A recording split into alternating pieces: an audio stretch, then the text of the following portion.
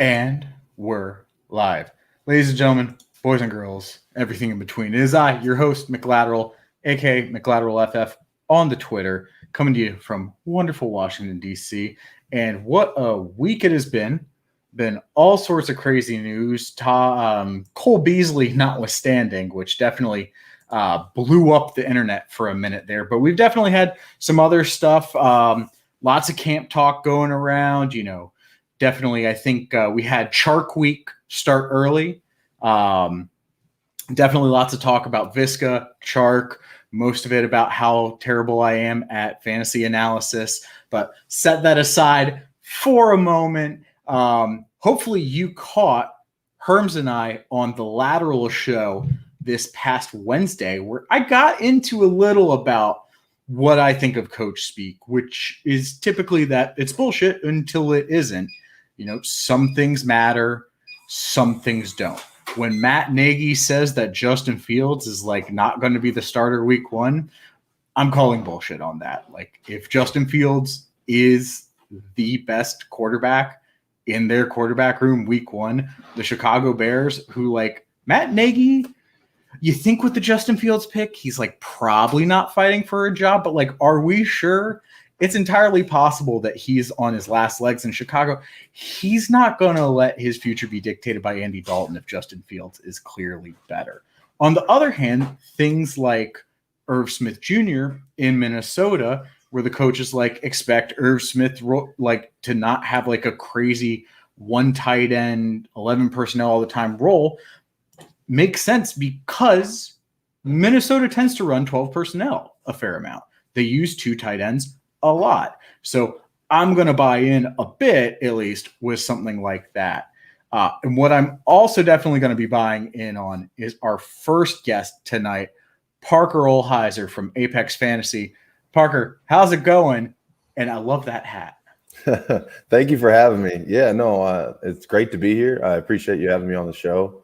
I was really excited when you said that you had a spot for me. So, yeah, no, thank you for having me. And, yeah, like you said, I'm with the guys over at Apex, Mikey Brody, Asher Malk, and Dalton Cates. And our new addition, Jeremy Cates, is going to start coming out with some things. Dalton's brother as well. And I've really learned a lot from those guys. So I've enjoyed my time over there and, learned a lot in the last year in particular. And I'm happy to be here and share, some of that knowledge and some of my own views with you guys as well. Well, we'll definitely get into some of that knowledge. But for now, I want to take even a little step further back. Tell me, how did you get into playing fantasy sports? Was fantasy football the first one even? Tell me the beginnings. Yeah, no, it's always been pretty much fantasy sports for me as far as just football. I've always just been a football guy as far as fantasy sports. I've always been a football guy in general. I started playing ball when I was about 8 or 9 years old, and then I stopped playing when I was about 18 or 19. And then after that, I just needed an outlet to continue to be connected to the game. I enjoy it in many ways, and I still wanted to compete with it in some way, even if it was just down to the numbers and this sort of thing. And I ended up falling in love with it. I tipped my toe into it about, I'd say, 8 or 9 years ago. Like I said, when I stopped playing football, and I just fell in love with even the parts that I thought were going to be a pain in the butt, like the numbers and trends and efficiency. Some of the things that everyone in the industry I found uses to predict the future in their own way. Ended up being things that I love about this game and this whole strategic chess match that is fantasy football. I ended up loving it, so it's just brought me along, and I've ended up expanding to where I am today because of it. So I'm pretty awesome. Happy So about it. What got you into taking that love of fantasy football? Something we all, I think, are pretty passionate about at this point. But not everyone makes that step into all right, I love fantasy football. I love talking about fantasy football. I love talking about fantasy football with my friends. Maybe people other than my friends will want me to talk about fantasy football with them too. How did you make that leap into creating fantasy content? Well, it's funny that you just kept saying friends because it was because of a friend, Dalton Cates, a close friend of mine. I always football conversations with many people. People paid in passing all over the country, all over the world, as we know.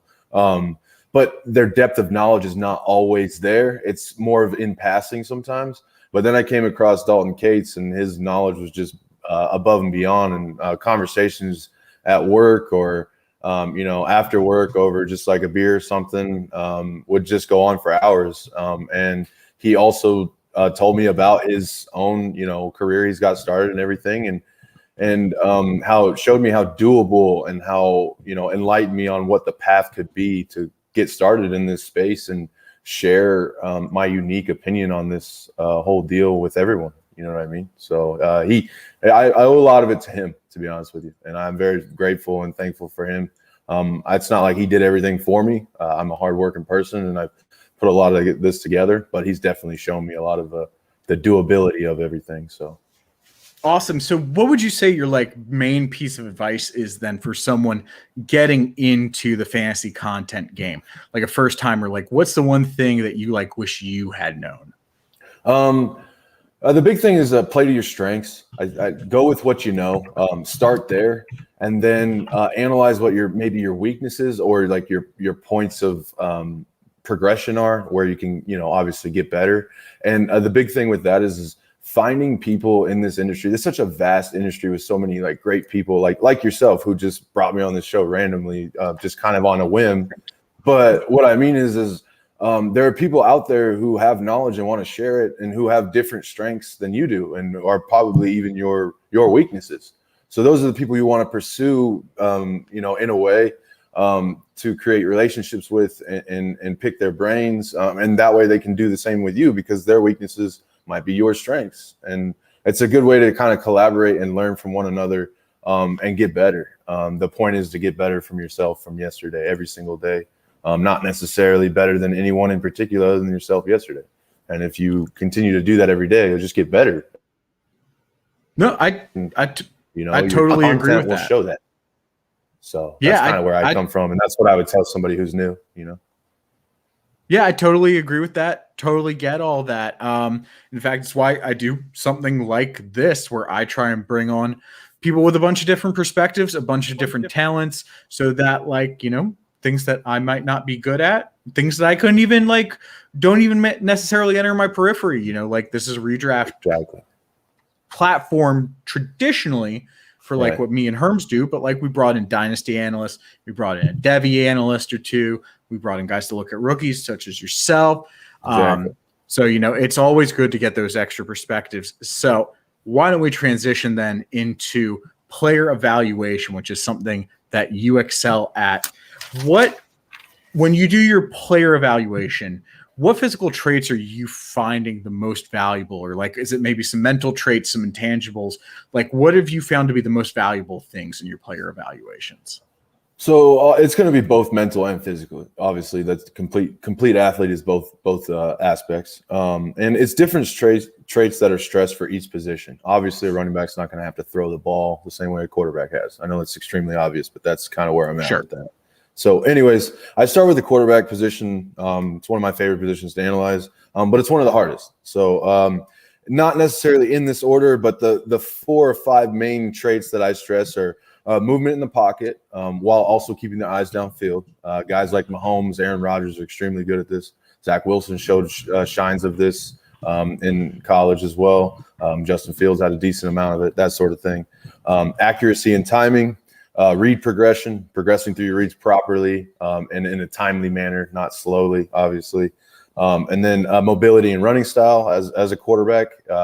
And as fantasy analysts, we want our quarterbacks to be mobile. That's starting to be the new thing. As we say, quote unquote, the Konami code is what we look for now. That's another thing I'm starting to stress more and more each year, because the NFL is stressing it more and more each year. And then throwing motion. I know that seems like kind of small and minuscule to some people, but that's very important to me. Throwing motion is timing, release time for the ball, exposure to turnovers for on-rushing defensive linemen, that sort of thing. It's a lot of things that contribute to the quarterback position, that are underrated. And then moving to the running back position, balance upon collision, or contact balance as it's otherwise known, is very big for me. Acceleration, both laterally and straight line.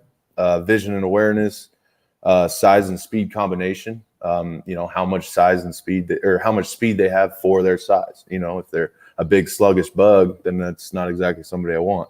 But if they're a little guy who's an electric guy, well, how little are they? Obviously we go over that. And then with both wide receiver, well, all positions, but both wide receiver and running back in particular, aggression and level of effort is a consistent thing that I want to see throughout it. Consistently being at, not just because we obviously want full speed when they touch the ball, but we want full speed when they don't touch the ball because we want the defense to know that they don't have the ball, that sort of thing. So it's obviously being a pro's pro every play. And then segueing into the wide receiver position, that's being a pro's pro every play. The amount of care and precision they put into every single play, again, when they don't get the ball or do. And then their acceleration and release off the line, their ability to stack DBs is a big thing for me. Making the DB run the route behind you and getting that then therefore getting separation. And then mobility and versatility across the formation, being able to be interchangeable across the formation is big at the wide receiver position as well for me. And then that kind of ties up the wide receiver position. And a lot of that segues in the tight end position as well. But then we get involved with, is the tight end more of a blocking dominant tight end, a pass catching dominant tight end? Those are questions we have to start asking ourselves. Okay. But, that sort of thing as well. So that kind of rounds them all out. Yeah, I would say along those lines. So like tight end is one where I think like scheme matters a lot. Like, are you using a lot of 12 personnel? Oh, yeah. Maybe even 13%. Like, do you have a really dominant tight end, or are you kind of using rotation of guys? So how important to you is scheme versus talent? And like, what is a good example of a talent that you liked, but that you downgraded because of the scheme? Okay. So the big one for me, as far as that would probably be Kenneth Gainwell. I really like the talent out of the running back position from Kenneth Gainwell, his pass catching ability, that sort of thing.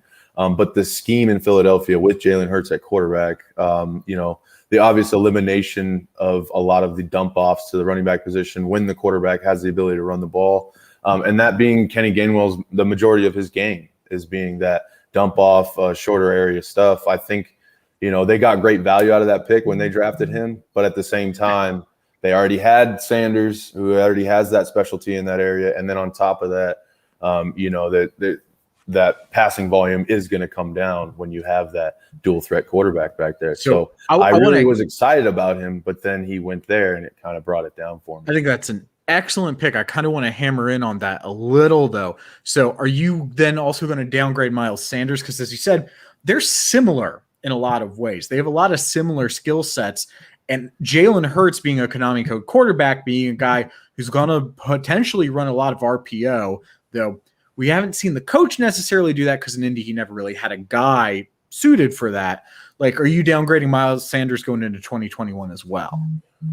I'm not necessarily downgrading him, but I don't have him as high as ADP right now, especially. So some caution. Yeah, exactly. I do see a similar, like I said, a similar skill set in Gainwell, fresher legs, fresher ability, a limited injury history, and a guy who, could surprise some people. I mean, Antonio Gibson is the hot noise right now among a lot of people. And guess who lost some time to Kenneth Gainwell in college? That was AG. So, and I love AG. Don't get me wrong. I love the size. I love everything about him. I don't mean to attack him. I'm just saying there might be a little bit more to this little guy than a lot of people think. And, Sanders has come to struggle a little bit here and there. But yes, I mean, again, like you said it best, caution here. Caution. Okay. All right. One last question then before we bring Rod on. How much does film study impact your evaluation of the player? Are you largely an analytics guy? Are you largely film guy? Bit of both? Like, how important is that to you?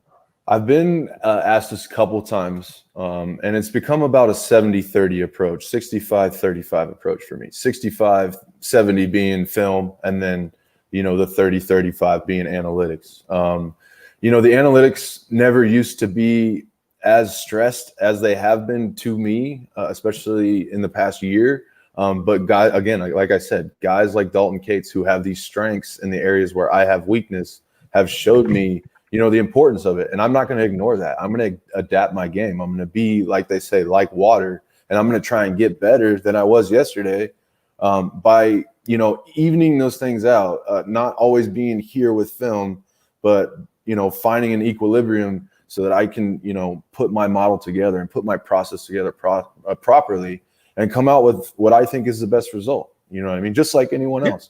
But I think, the big thing, what you're trying to make a point of, and I'm making that same point here, is don't stress one way too much other than the other. I think that's the big thing. Always, if you're traditionally and your foundation is one or the other, that's great, but always be open to the other, and that's what I've been trying to be, especially the last year in particular. And I would totally agree. And I'm going to ask our next guest, Rod Villagomez, what he thinks. Rod, welcome to the party and another Niners hat. I love it. We all had to rep it, right? You started it, man, and Parker and everybody had to jump on board. So full disclosure, Parker's idea. Parker comes into the green room. He is rocking that awesome red Niners hat. And me and Rod here, being Niners fans, we're just like, should we get our Niners hat? Did we get our Niners hat? And then we went and got our Niners hat. Of course, got the Warriors jersey too. I know. He showed me the Warriors jersey, and I was like, all right, let's go. We got to do it. I'm all here for it. So, Rod, so awesome to have you on the show. I've been on your show before. That was a blast. Hopefully, I am able to be at least 70% as good a host as you were there. You, of course, unless we forget, Parker, of course, with the wonderful people at Apex, I believe I mentioned at the beginning, but just wanted to make sure that I got it in there. But Rod, he is also with some excellent people, including being the host of the Wood Cookie Cast, the XFL Fantasy Cast, the Sports Gambling Podcast Network Gambling Podcast, which I think is like one of the main things he's working on right now. But he's also a writer and contributor for the 14 Personnel Pod, good friends of the show, good friends of the Lateral, the Bay Area Sports Wrap, and for fantasy's sake. Rod, did I cover everything? You're involved in so much, man. I feel like you ran out of breath just doing it, and I feel like I'm running out of breath just hearing it. But yeah, you covered all the bases. I basically am of the mindset of the more the merrier, and to heck with sleep. Really is basically what it comes down.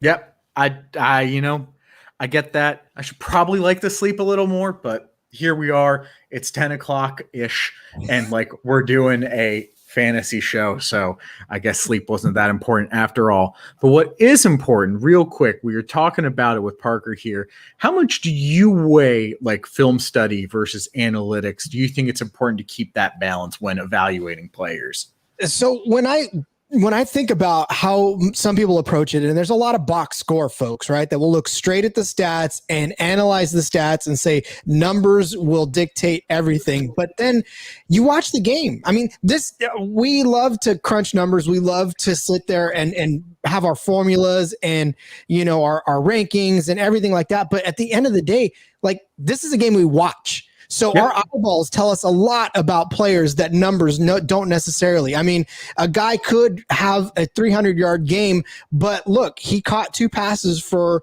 75 yards. So if you look at the box score, you're going to see that he had a huge game. And yeah, you can, judge, okay, he had 4 catches, but how did that happen? Did the coverage slip? Did he beat them? What was the variables that went into that catch or those catches? And there's a lot. And in fact, one of the questions that you asked me, that little spoiler alert, we'll get into that. But I mean, you got to take them both. You can't just set yourself into one camp and say, this is where I live. This is how I'm evaluating. And, I will never move from that. Nope. I mean, that all totally makes sense. I think that's a great answer. One that Parker was sharing with us right before he came on. I think he's in total agreement with you there. But now let's get into it. How did you start playing fantasy sports? Where does the journey begin for you? So you got to scroll back the calendar to 1999, 1998. In that vicinity, there was a little site that Yahoo ran called Sandbox, and that was the fantasy site that you could play on. You had to make trades via email. There was no fancy stat trackers. There was no anything. It was literally just about as bare bones as you can get. And I remember I made a trade once that involved Jerry Rice, Troy Aikman, and somebody else. I can't remember what the other one, but that's how far back I go. I traded away Troy Aikman and Jerry Rice at the tail end of his career. So, yeah, it's been that long, and I've been a junkie just about ever since. I'm assuming no PPR back then, right? But were you at least doing more than touchdown only? Yeah. Oh, yeah, for sure. There was still yardage. I mean, but again, it was rudimentary. I mean, this is when the internet started to finally, advance and be able to keep up with stuff like that. I mean, I know there's folks that have been doing it on Excel sheets since way before. So I'm not that far back, but I'm pretty damn close. No, I mean, I got to interview Bob Harris, absolute legend, and some of the stuff he dealt with, it's tough to even fathom playing that game compared to the game that a lot of us are playing now, where it's we're getting into things like even tiered PPR. God. There used to be a time where literally you'd fax in trades, and that was breaking technology for the game. That was the hot new thing, faxing in a trade. And now we're talking about can I analyze the depth of target to determine how many points per reception this player can get, having it be automated. Not just that, but I just joined a contract league, where you can own multiple actual copies of a player. I mean, you can roster, but yeah, I mean, it's insane. You got contracts of a 4-year. I mean, look, I dove way in the deep end here. I don't know. Yeah. I'm going to die, but at least I'm going to go down swinging for this first year that I'm doing it. Well, hopefully you're not going down swinging, because you're going to be very much alive for this, which is creating fantasy content. Boom, segue. You heard it here first. But seriously, how did you get into creating fantasy content? What's the story there? So, I mean, look, my whole life revolved around fantasy, right? Even back in 1999, 2000. And I wanted to be, I mean, we can even go back further. If you want to talk about my roots in fantasy, spoiler alert, I wasn't very popular as a kid. I was a little bit of a nerd, and I lived way out in the country, so I didn't have a whole lot of friends to play with. So guess who created his entire own football league with names, with stats, and everything. So I literally was playing fantasy football in my front yard with myself. So if I get sympathy points, that's cool. I was throwing the ball, catching the ball, running the ball, but I was keeping stats. So basically, I was playing fantasy football with just complete fantasy. I mean, there was no real players involved. So when fantasy came around, it was oh, cool, I can actually do this with real NFL players. So then I started to dabble in writing. There was no websites back then really that did any of this for fantasy. Matthew Berry had not been a thing yet. So, I mean, again, I just started to dabble with it. I have some of the oldest stuff that I wrote, recaps of games. The first XFL season came around, and I was all excited about that and started doing articles for that. But anyways, while I was in the Army, I didn't really get a chance to really stretch my legs. Sure.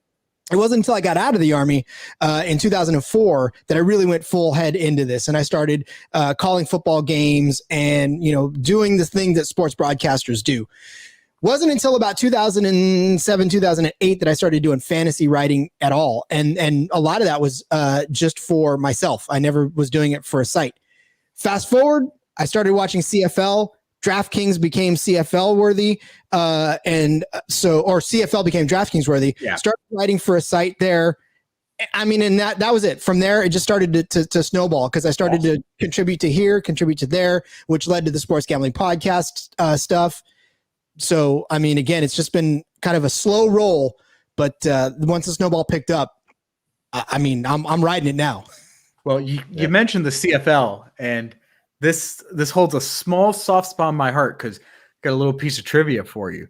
What city is the only city to have a Grey Cup winning and Super Bowl winning football team? Baltimore. You're damn right. Baltimore Stallions, kids. Oh, and the aforementioned Colts, may they forever rest in peace. I refuse to admit that there's even a team in Indianapolis, or that Jim Irsay exists as a person. Will that hinder my potential career? Perhaps, perhaps not. We'll see how it goes. I'm sure he doesn't hold it against me too much, or even know who I am. But Ballmer remembers. Trust me. I digress. So you've clearly been doing this for a while, a wealth of experience across multiple formats, multiple leagues even. What is your big piece of advice for new content creators? What what's like the one thing you wish you had known going into it? And then we'll kind of get into your do's and don'ts of fantasy in general. But what's like the one thing you wish when you'd started, someone just sat down with you and it's like, you need to know this? It doesn't matter if you're good at first.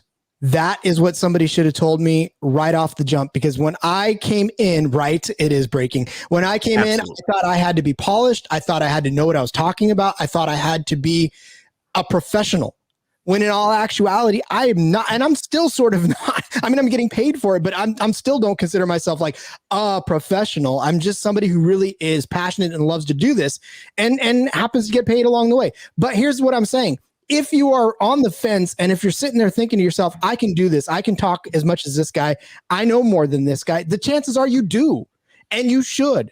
No one is expecting you to be Matthew Berry out of the gate. No one is expecting you to be any other person but yourself right out of the gate. So don't let something hang you up like fear. I mean, the barriers to entry now are zero. I mean, when I first started doing this stuff, there was no way any site was going to pick up anything I wrote because I was not established. Now, start your own blog, start your own YouTube channel, start your own Twitter and get a following. It's not hard to start.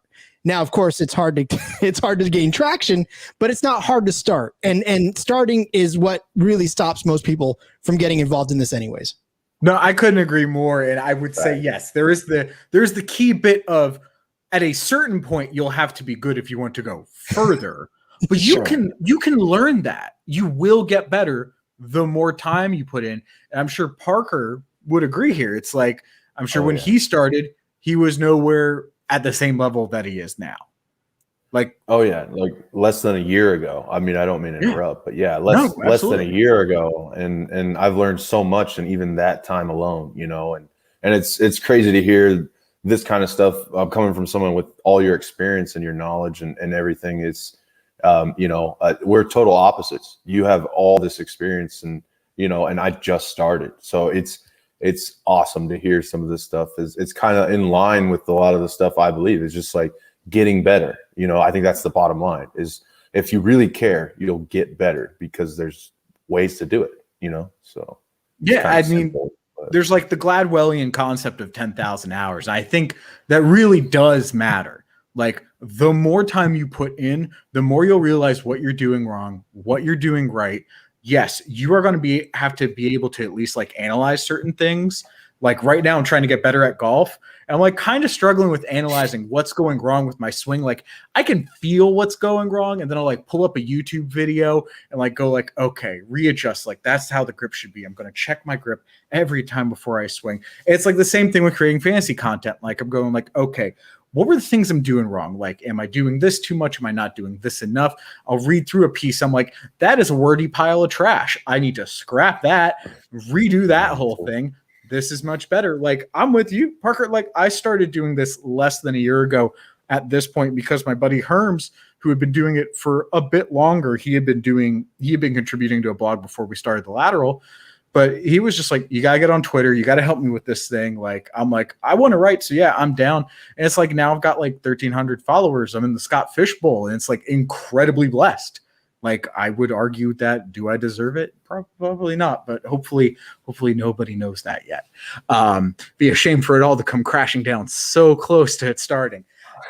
Regardless though, here's a way for it not to come crashing down. And that is to know Rod Villagomez's do's and don'ts of fantasy football. So Rod, give me your 5 do's of fantasy football. I will go back and say one thing, though. If Luis Perez can be playing in the Mega Bowl of the Spring League by learning how to play quarterback on YouTube, you folks can be a fantasy analyst by watching this video. So, all right, look. So the 5 do's, okay, here's how it plays out for me. I'm just going to tell you, and this is from a player standpoint altogether, just play how you like. I mean, we love, and I mean every fantasy analyst in this world loves to tell you how to play the game. We love to tell you who to roster. We love to tell you which person's going to break out. But here's the deal. At the end of the day, it's your team. I mean, it may be like absolutely 100% obvious to some. Other people are so freaked out by the fact that they have to do everything right. Again, it's just like getting started in this business. You don't got to do it right. You just got to do it the way you like it. I mean, this is a game that we play for fun. Some of us take it too seriously, me, but for the most part, it's fun and it should be that way. So play how you like, right? I mean, do it the way that makes you happy. And then the second thing, it kind of leads in the same thing, draft who you like. I know we come up with cheat sheets. I know that we spend hours doing projections. I know that we spend all this time telling you exactly who. Ryan Tannehill, kids, this guy's going places next year. So draft him.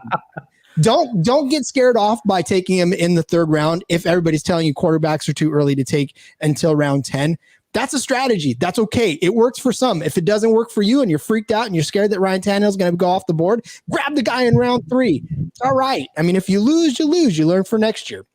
Draft the guys you want on your team because eventually it's going to be your team. Every week you have to make the decisions. And if you're doing it based on other people's recommendations, that's fine. I hope you do. I hope you take mine. Yeah, I'm just saying I'm doing it for a reason. But if you don't, I'm okay with that too. I want you to play the way you like and draft who you like. Rule 3, if you're going to play, is engage with your league. Nothing is more disappointing than having a league full of people that have absolutely zero engagement and you just feel like you're setting rosters every week and you either win or you lose and that's it. Right? I mean, there's just no bigger disappointment. Again, this game is meant for fun. So please engage with your league. And if people aren't engaging, get out of that league. I was about to say, and I was going to piggyback on that. Don't be afraid to kick someone out of your league. Like, I'm not saying you should do it for every little thing. Like, hey, that guy drafted Zach Moss in the 4th round. That's a terrible idea. Kick him out of the league. No. But it's like if someone is not engaging, if someone is not setting lineups, if someone is not paying on time, that person doesn't have to be in your league. And it's okay for that person to get kicked out of your league and still be your friend. Like, it's not like it's that important, but it's like you should have the league will be better if you have people who are engaged. Couldn't agree more. Yep. And for me, that's what it is. Go ahead, Parker. I'm sorry. Oh no, I didn't mean to interrupt, but I mean conversely, if the league is pretty much like a quote unquote a desert as a whole, I mean, as long as you do it properly, there's nothing wrong with leaving a league either. I mean, us as fantasy analysts are in countless leagues, so it's a little bit more give and take and a little bit easy to either leave or go as far as leagues for us, but. A home league or, you're in a couple leagues that you've been in for a long time and then one kind of dries up and goes sour or just gets kind of boring and quiet, then don't have, fear to either restart it, set new format, new parameters, start a whole nother league, do what you got to do. Like what was said earlier, you want to roster the team you want to roster, but you want to play in the league you want to play in too. You want to have fun. The goal is to have fun. So if a league is desolate, then, you're not going to really have fun. If there's one trade in, the entire season, then that's obviously not, ideal. So that's kind of where I come from on all that too, is don't be afraid either way. As long as you do it properly, I stress that. Don't just ghost a league and, be like, good luck, guys. But, as long as you do it properly, I don't think there's much wrong with leaving the league either. So. Yeah, commissioner of a fantasy league is about as thankless a job as you can have. So if you feel your time is coming to an end in a league, you should leave with grace and give your commissioner enough notice because they're the one that is going to have to replace you, and their job already sucks as it is. Yeah, if the league is nothing, it's that commissioner is a thankless job. So I will. Well, first of all, I want to say hi. My brother logged on. I saw hi. I know you're watching. But fourth is play for a prize. Right. And that means if so my league, I started several years back. We bought a belt.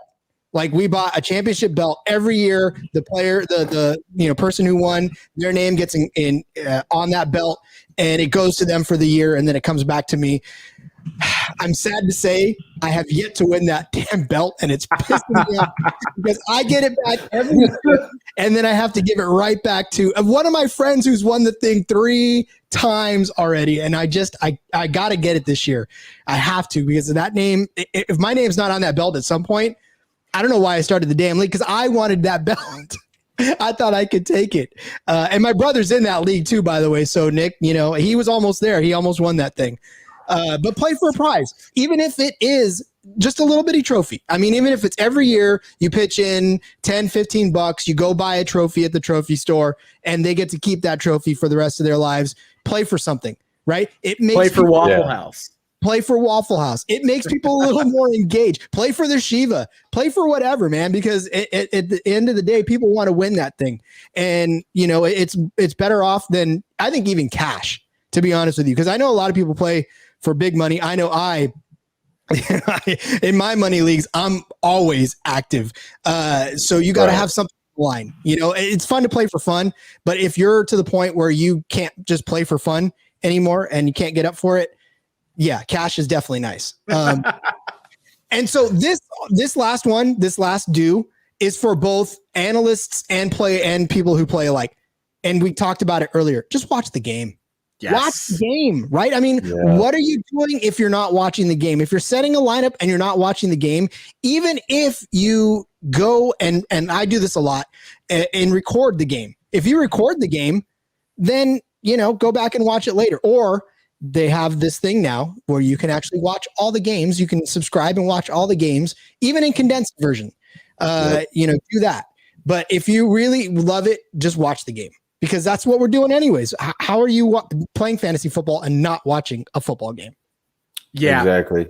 Going to that, the condensed version, honestly, the last few years, that's been like groundbreaking for me, especially being a film guy. I mean, obviously, like being able to rifle through plays like that. I understand the time commitment a 3-4 hour football game, you know, demands on your day, especially if you work on the weekends or whatever, you know what I mean? But the condensed thing is perfect. I'll rewatch a game 2 or 3 times just to like make a point on a player, you know, analyze a specific positional group, like maybe, you know, the Steelers offensive line. Been watching them decline a little bit in the past few years and monitoring them, you know, that sort of thing. That's something you can do, especially with condensed. If you don't like the commentation, if you don't like, you know, all the commercials, if you don't like the fact that football, it's, you know, some people have a mind like it's great with numbers. It's a great numbers game. And I love the numbers. I'm obsessed with the numbers, but I hate watching it because it's 7 seconds of fury and then 35 seconds of downtime. You know what I mean? And that's my favorite part. But for some people, that's, you know, not the greatest. But even the condensed is just like, let's go. You know what I mean? It's play after play, and it's really good. You know, it's great stuff. So I'm glad that you brought that up on either whether you do it on NFL Game Pass or edit it on your own or however you consume it. I think that's a great outlet, especially for people either getting into film or people who are traditionalists like myself with film, that sort of thing. So, yeah, I mean, if numbers were everything, we wouldn't need to play the game. It could be done on a spreadsheet, and there's a reason why it can't. All right, Rod, give me 5 don'ts. Let's bring it on a downer note because that's always smart. It is. Gonna have to think that one again. But in the meantime, let's get 5 don'ts. You're the best mixtape guy, aren't you? You bring them in hot and then you just cool it down. All right, I'm going to go through these pretty quickly. I won't spend a whole lot of time. Don't overwhelm yourself. I mean, if you're in 35 leagues, that's probably too much. Probably. Yeah, unless you're one of those people that can handle 35 leagues. First of all, I want to meet you. I want to have dinner with you and figure out how to do it. But I certainly don't want to be in 35 leagues. I think 10 to 12 is my happy place because now I just got a Fantasy Pros membership that will actually let me track all of my leagues. I finally broke down and did it because I'm in that many leagues. But don't overwhelm yourself. Again, what's the whole point of this? What have we said from the start? Have fun, right? Have fun.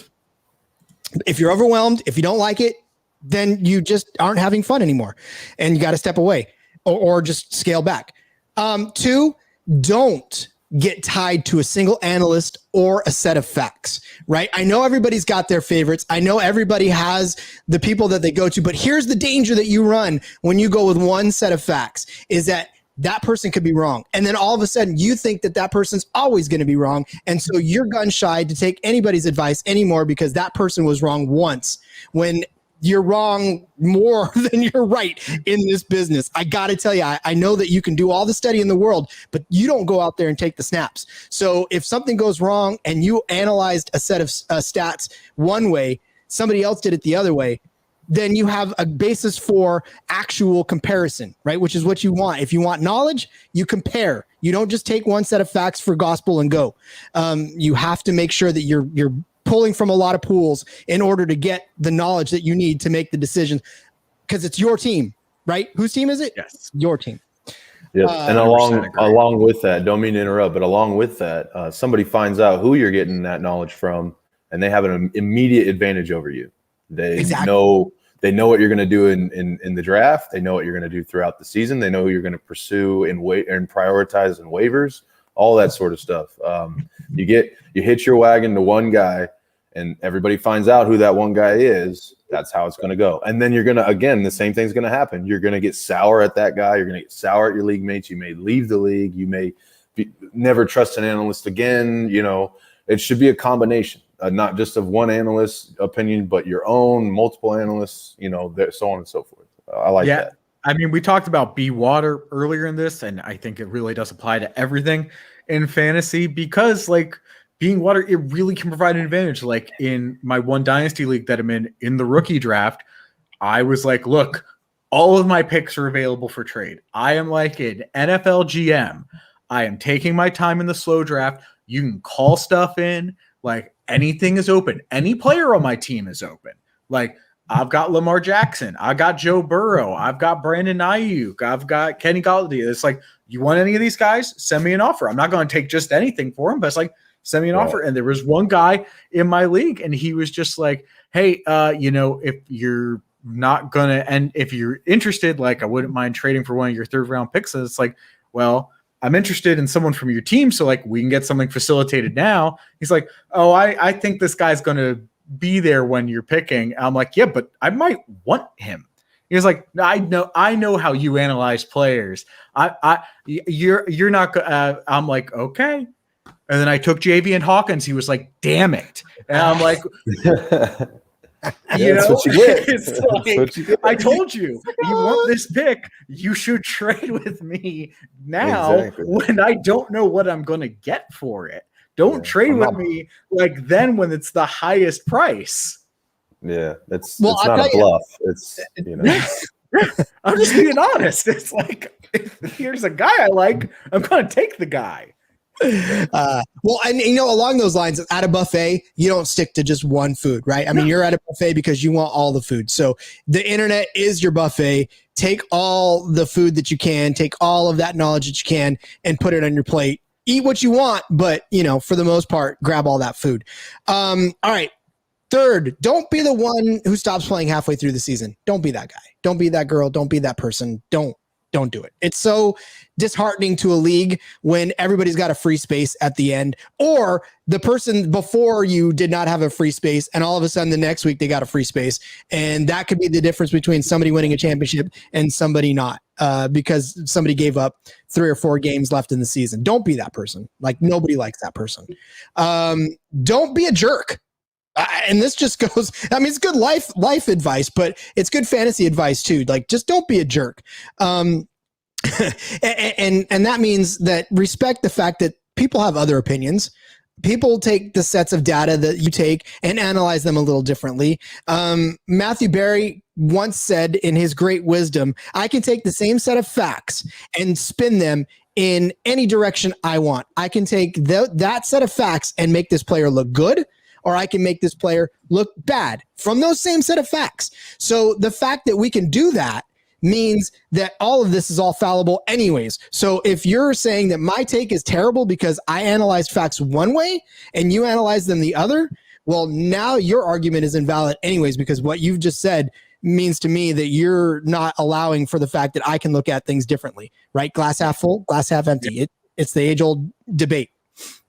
Yeah, I talked about this, I think, on the inaugural episode of the Lateral Show, the podcast I do with my buddy Herms over at the Lateral. And I'm just like, if you're going to come into the thread and not be willing to contribute and have things be contributed to you, then it's like, what are you doing here? What's the point?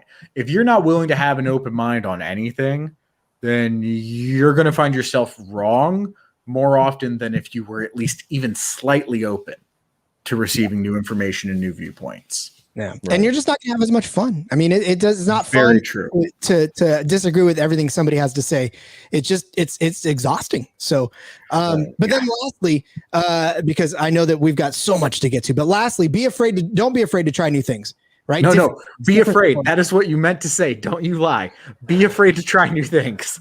Be scared. Never try new things. No, don't be afraid. Look, try different leagues, try different scorings. Take 4 copies of a player and do the contract thing without even knowing what the hell you're getting into. Do that stuff. You know why? Because it takes you out of your comfort zone. It lets you have a little more fun. If you don't like it, you don't play it next year. But just don't be afraid to do that thing. Don't, and again, that goes with contributing as well. Don't be afraid to take that first step. I mean, this is all supposed to be fun. I mean, we love to assign great importance to every single thing that we say. But I mean, look, at the end of the day, what are we trying to do? We're guys talking about a sport that people love to watch, and people love to play. The people that love to, like you, Parker, you played, you're passionate, what it takes to suit up. I don't, but I love to talk about it, and I respect those that do. And I just love to be a part of the community. So for me, I bring on anything. I say yes to anything first. And again, if it doesn't work out, then it doesn't work out. But at least I try. Well, yeah, you know what? I think you can learn a lot too when you go and you try something new. Like this year is one of the first years I've tried super flex 2 QB formats, is kind of like dove in head first into it. And not only am I learning like a lot and enjoying it, but I think it's a great format where the quarterback position is stressed and almost, if not just as important as the other positions. And, it's all because I did what you said. I tried something new. I dove head first in, and I'm sorry, I didn't mean to interrupt you or anything there, boss. But yeah, this is just something like I'm big on, is just like you learn what ADPs are in that format. You learn what, the best strategies are in that format. You learn who the most successful people are in that format and what they do, all that stuff. So I think switching things up and trying new things is obviously great in any aspect of life and with anything we do, but especially with this, because I feel like I think the prime example of that is PPR being introduced a few years back heavily. And then all of a sudden now it's the norm. Well, it's because everybody tried something new and we're finally open to it. And then we are all of a sudden now it's the norm. Well, 2 QB may be the thing of the future, or like, Superflex or whatever, or Dynasty might be way more common in the future than redraft is. And we all of a sudden have to appeal to the Dynasty community more than we have to appeal to the redraft community. Like, I'm open for all of it, because whatever ends up being, again, the most fun is what we should all be doing. You know what I mean? Whatever is the most fun for you. You know what I mean? So I think best ball might be right there on the cusp of being super. Yeah. I love the idea, and I'm in my first best ball league this year, and I cannot wait to see how this plays out. Minimal stress is what I hear about those. Minimal stress. Yeah. I mean, it makes your drafting so important. We're doing a best ball league over at the Lateral because we were just like, our whole thing is a sideways take on fantasy football. Sideways look at fantasy football. What would be more sideways than our only show league being a best ball league? Love it. Just run with it. And so I'm very stoked to be in my first best ball league this year, my first super flex league this year, did my first dynasty league last year. Like, I totally agree. Couldn't agree more. I love it. I love it coming from you, Rod. I love it coming from you, Parker. And let's see if I don't love it when we talk about the outlook of some of these players coming in. So we're going to be talking rookies here. And I want to get your outlook on the following players in redraft for 2021. And the first one is going to be Elijah Moore. So someone I think a lot of people are expecting to have some impact in redraft this year. That's why I wanted to get him in here. Rod, I'm going to start with you. Then I'm going to go to Parker.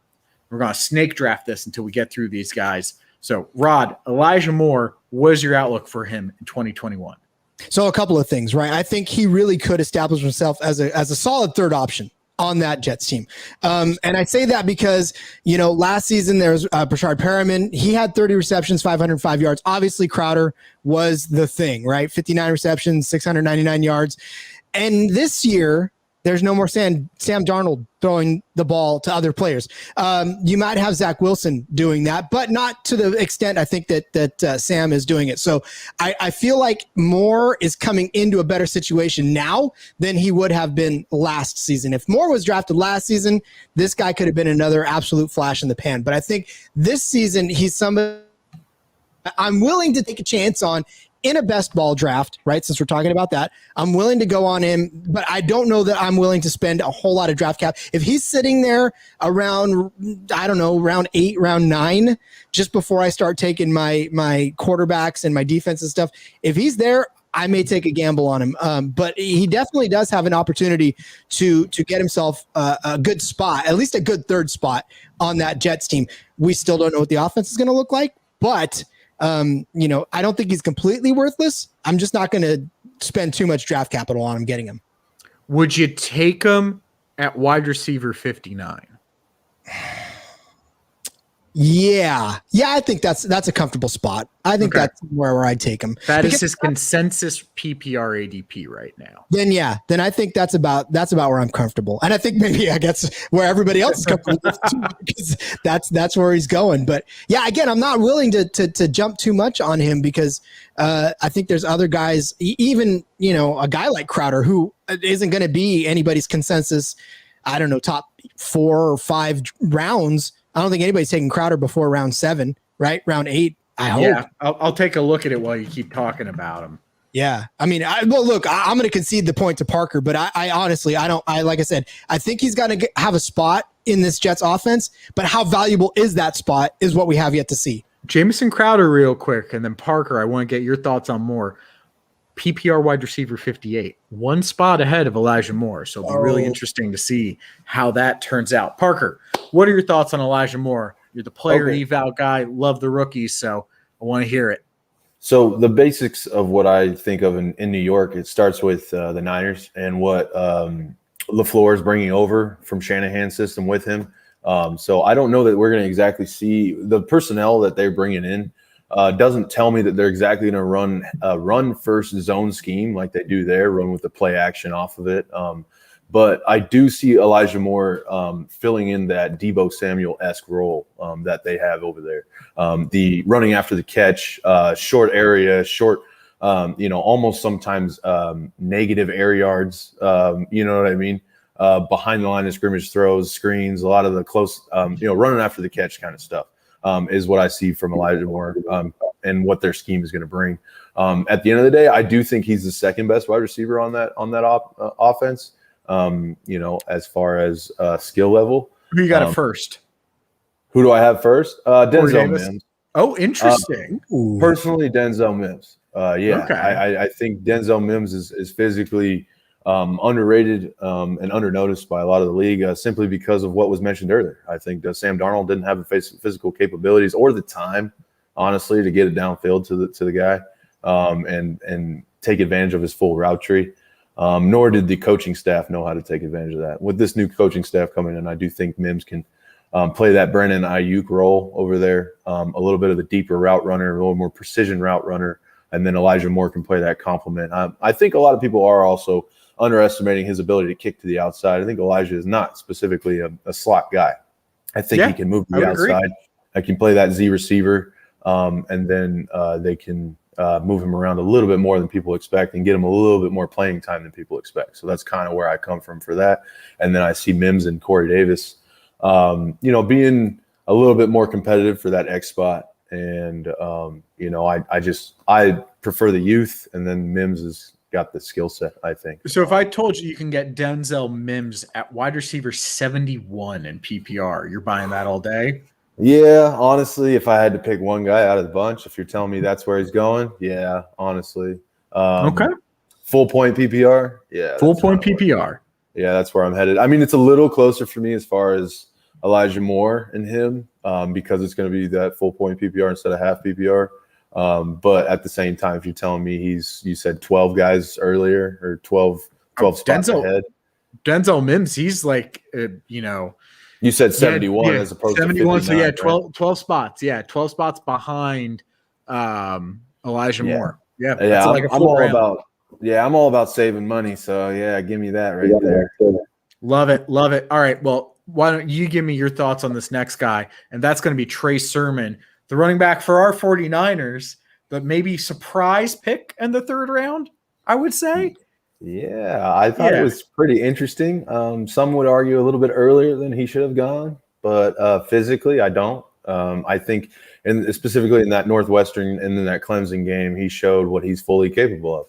Not necessarily. I'm big on consistency when I analyze film. I like watching a guy do something 10 times rather than once, and that proves to me who he is rather than, obviously doing something one time.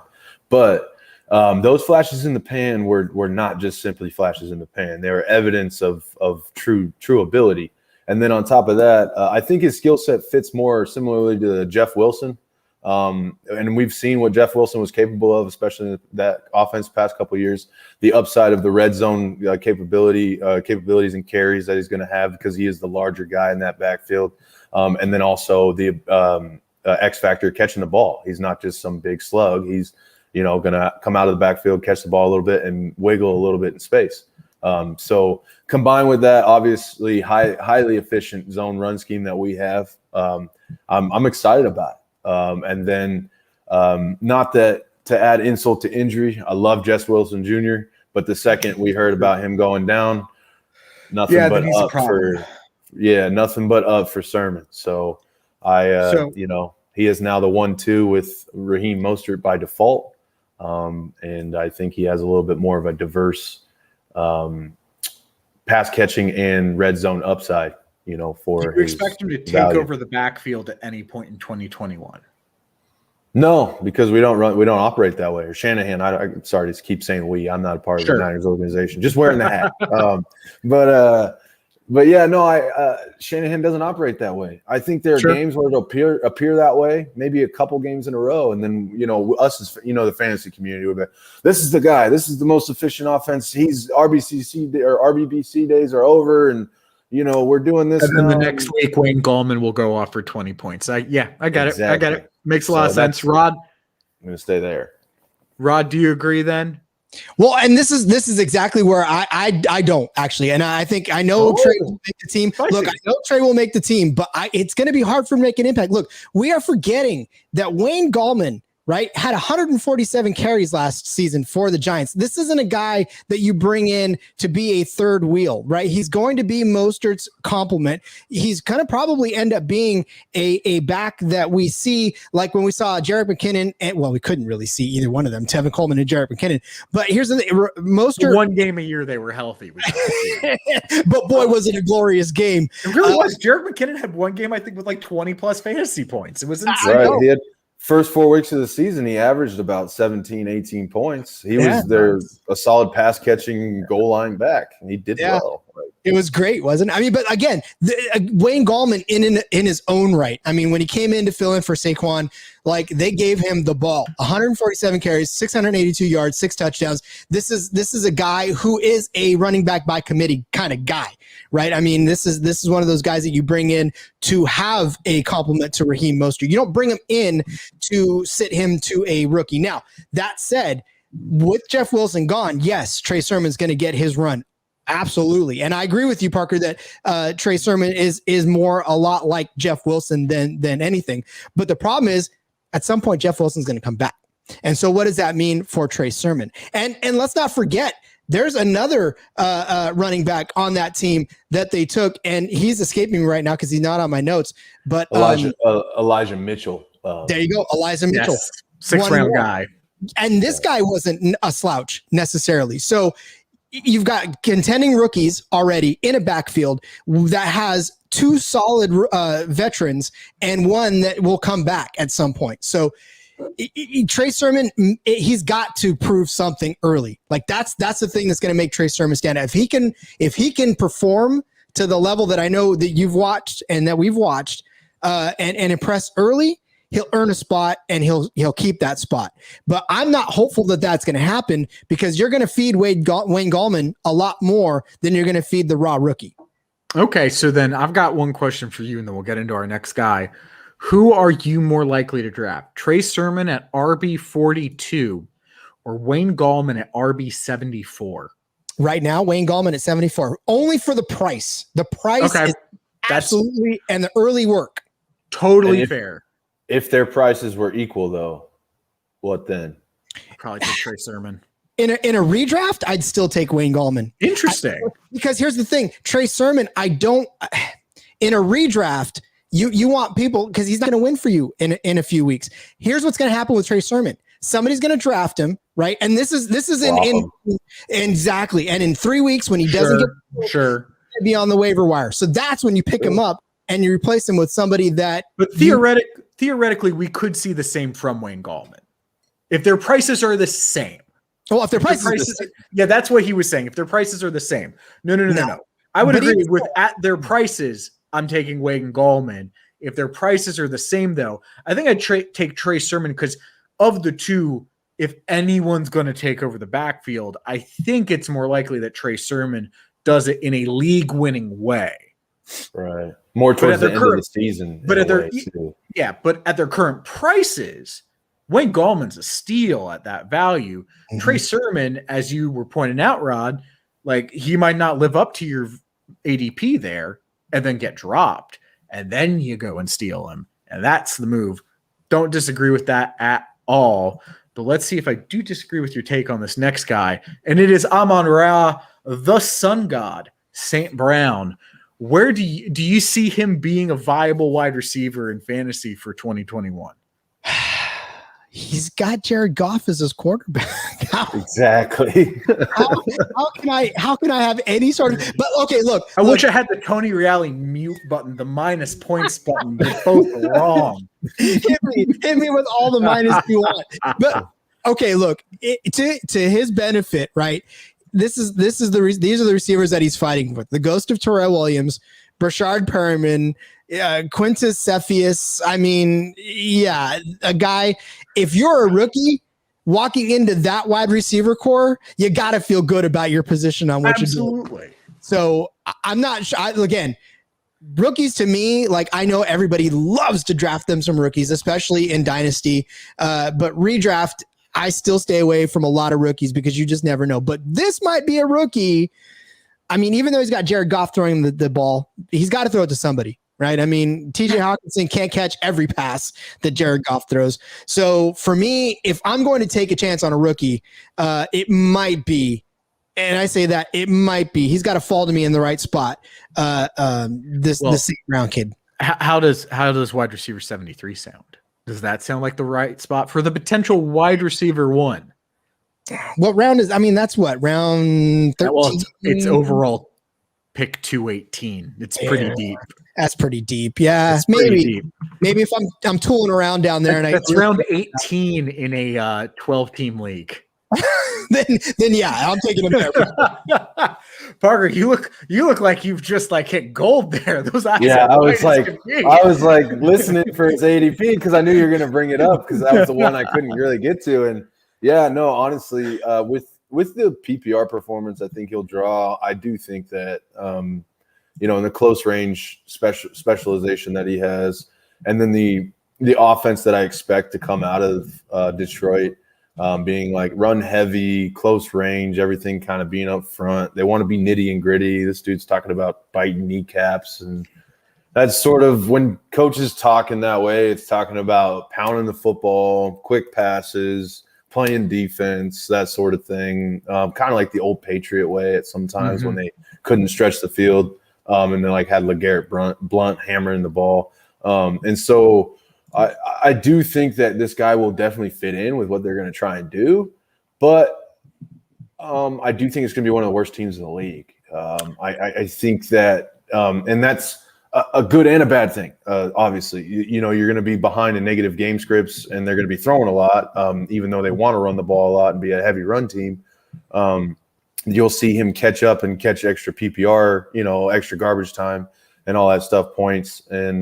But I at the end of the day, like what was mentioned earlier, I think he's the most talented wide receiver on this team. I think it's just I don't want to say a pile of garbage because these are all professional athletes, but comparatively to other wide receiving cores, this is a bottom wide receiving core. And it's, and so it's probably the weakest overall. Yeah, and when a guy with Amon Ra's athletic profile comes in and his, size being just on the cusp right there of what we want out of a true wide receiver one, I'm for it. And then on top of like I said, what you just said as far as his ADP, round 18, yeah, exactly. I mean, that's where you're just filling out your bench with like coin flips and stuff. And this I'm isn't in a a league coin that flip. doesn't even have around 18. Yeah, exactly. So it's like, and like, this isn't even a coin flip, really. Like this is, probably like a for sure, like 6 catches, 80 yards, 6 catches, 60 yards almost every week from this guy. Because like what he said, like T-Hawk is all they really have there, and he's not going to draw 12 targets a game, 15 targets a game. That's just not his game. That's not what I think they're trying to do there, and that's not Jared Goff's game either. So Yeah, it's like, I would agree. I just see that, I will say that if he's sitting around in the round before I start taking my kickers and my defense, I'm definitely taking him for depth. Love it. Love it. And again, here's one thing I'll say about the Lions. I would agree there's some definite talent issues, though their line is going to be better, which should give Goff some time to throw the ball. But I think the big thing with the Lions, who I do, for the record, still expect to be easily a sub 500 team, they might have had the worst coaching staff in the league last year. It's like probably between them and the Texans. I mean, Matt Patricia is one of the worst NFL head coaches I think we've seen in a while. He destroyed that organization. So if Anthony Lynn's making the play calls, but not having to worry about like player management and time management, which were like his weaknesses in Los Angeles / San Diego, then like I think there's a chance that team is weirdly better this year than it was last year, despite the absence of Stafford, who's clearly better than Goff, and Kenny Golladay, who, as much as I love Amon Rao St. Brown, he's not at healthy Kenny Golladay levels yet. And in what way do you think they're going to compensate for the loss of Stafford and the strength in the passing game? They got a pretty solid running back duo in Jamal Williams and DeAndre Swift. And I think, unfortunately for DeAndre, Jamal Williams is plenty strong. And I think while Anthony Lynn will lean on the running backs more, he may lean on the running backs more. So I'm not expecting really any sort of boost for DeAndre Swift at the moment, because I'm thinking it's going to be a closer to even split than a lot of people want to admit. Swift truthers, say that 3 times fast, are rolling over in their graves right now. Yeah. Upset every Swift truther out there. Well, I've got him at like, I think RB 17, RB 18. It's just like, I think they'll use Jamal Williams, and I think Jamal Williams is good enough to be utilized. Yeah. And I don't think DeAndre Swift is as good as Aaron Jones. And I don't think that Anthony Lynn as good as an OC as he can be, and that Detroit Lions team are like as good as the Green Bay Packers offense had been running. So like, I think it'll be tough to make DeAndre Swift an RB1 candidate with Jamal Williams being a sizable role in that backfield. So I think they'll lean on the backfield. I think they'll throw to Amon Rao St. Brown. I think Rashad Perriman, when healthy, isn't a scrub. He's not like amazing or anything, but he isn't a scrub. Right. Quintus Cephas may have something. And then TJ Hawkinson it seems a good tight end. I didn't think that going into last year, but sometimes when you're wrong, you're wrong. So it's like, if they can be coached properly, there is a chance that a team that we saw lose 2 major pieces on its offense, you may not notice it on paper at the end of the year, just because of the change in the coaching. Again, total yardage, total touchdowns, total points, that sort of thing. They're not going to be good. They're going to be a sub 500 team. I'm not like making any bold proclamation on that front. I am just saying they are not the pure dumpster fire that the Houston Texans are. The Houston Texans, I like Nico Collins a lot. I'm happy to have him in Dynasty. I'll take him in the deepest of leagues because I think he's got a shot there. That's my guy. But holy crap, that might be the worst coaching staff we've ever seen. Yeah, period. I mean, not just coaching staff, but I mean, the organization's a mess from the top down. Exactly, and that's the thing is I have friends, not to boast or anything, but I have friends who are in the league and that sort of thing, and they talk about it. So when you walk in a building, as opposed to just walking in the locker room, there's energy in the locker room. Don't get me wrong, all the way from the captains to the most important players on the team, coaching, what have you. But the building as a whole, there's what we always talk about. We talk about a culture as a program, that sort of thing. That is just in the Texans building is just, like you said, a dumpster fire and just in shambles. It's when you walk in the front door, not just walking in the locker room. It's when you walk in the front door. And I don't like to be as negative. I don't bring negativity to this space because negativity isn't as constructive sometimes. You know what I mean? Sure. But it does tell you who to stay away from. And at the same time, like loading your backfield with 4 backs who of equal to mediocre talent, doing, what you've done to your quarterback, driving him out, all the different things, trading away important pieces that should have never gone anywhere, all the different things that they've done, just add up to animosity in a building and just spread to the entire organization. And that's just kind of where they're at. And it's the unique situation in the entire league. I don't think there's one organization that is kind of in that same status. And I think it comes down to either new ownership all the way up there or new leadership in general. You know what I mean? So I'd like to see that happen before I really touch or draft anybody from that organization, honestly. Yeah, I get that. I think Brandon Cooks is so talented and may ultimately be such value that I'll still take him because he's a guy who's been a wide receiver 1 and a wide receiver 2, and you'll get him at wide receiver 4 prices potentially in certain leagues. But outside of that, I get that David Johnson exceeds sort of everyone's mental expectations of him. I still can't even do it this year. I just I can't, especially with that backfield. Yeah, and you asked me earlier, situation as opposed to talent. And like I said, I'm a huge Nico Collins guy. Yeah, so he's great. You can only imagine my dismay when I heard on I think it was the second or third day when he was going to the Texans and the Texans drafted him. Literally like I said, the biggest in shambles organization in the league takes one of my favorite prospects, and all the opportunities in the world is there for him because Cooks is their number 1, but is technically a Z or slot receiver, and they need that X guy to come in and be the true wide receiver 1. And the opportunity is there, but you still don't even trust the situation because you don't trust the organization.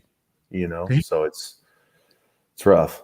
Yeah, it really is. Well, hopefully it's not as rough for this guy though. I don't think I'm going to have a ton of stock of him in redraft, though I like his prospects long-term, and that's Pat Freiermuth, the tight end over in Pittsburgh. Parker, let me get your thoughts on Freiermuth. Do you think he will be fantasy relevant in 2021? I don't think he's going to be as fantasy relevant as people hope, especially people who, are big truthers on Freiermuth. A lot of people thought that his ADP was driven down by the outbreak of Pitts and Pitts being a big thing and everything like that. And so, people think they got him at a value. He's going to break out this year. But then you forgot about Ebron.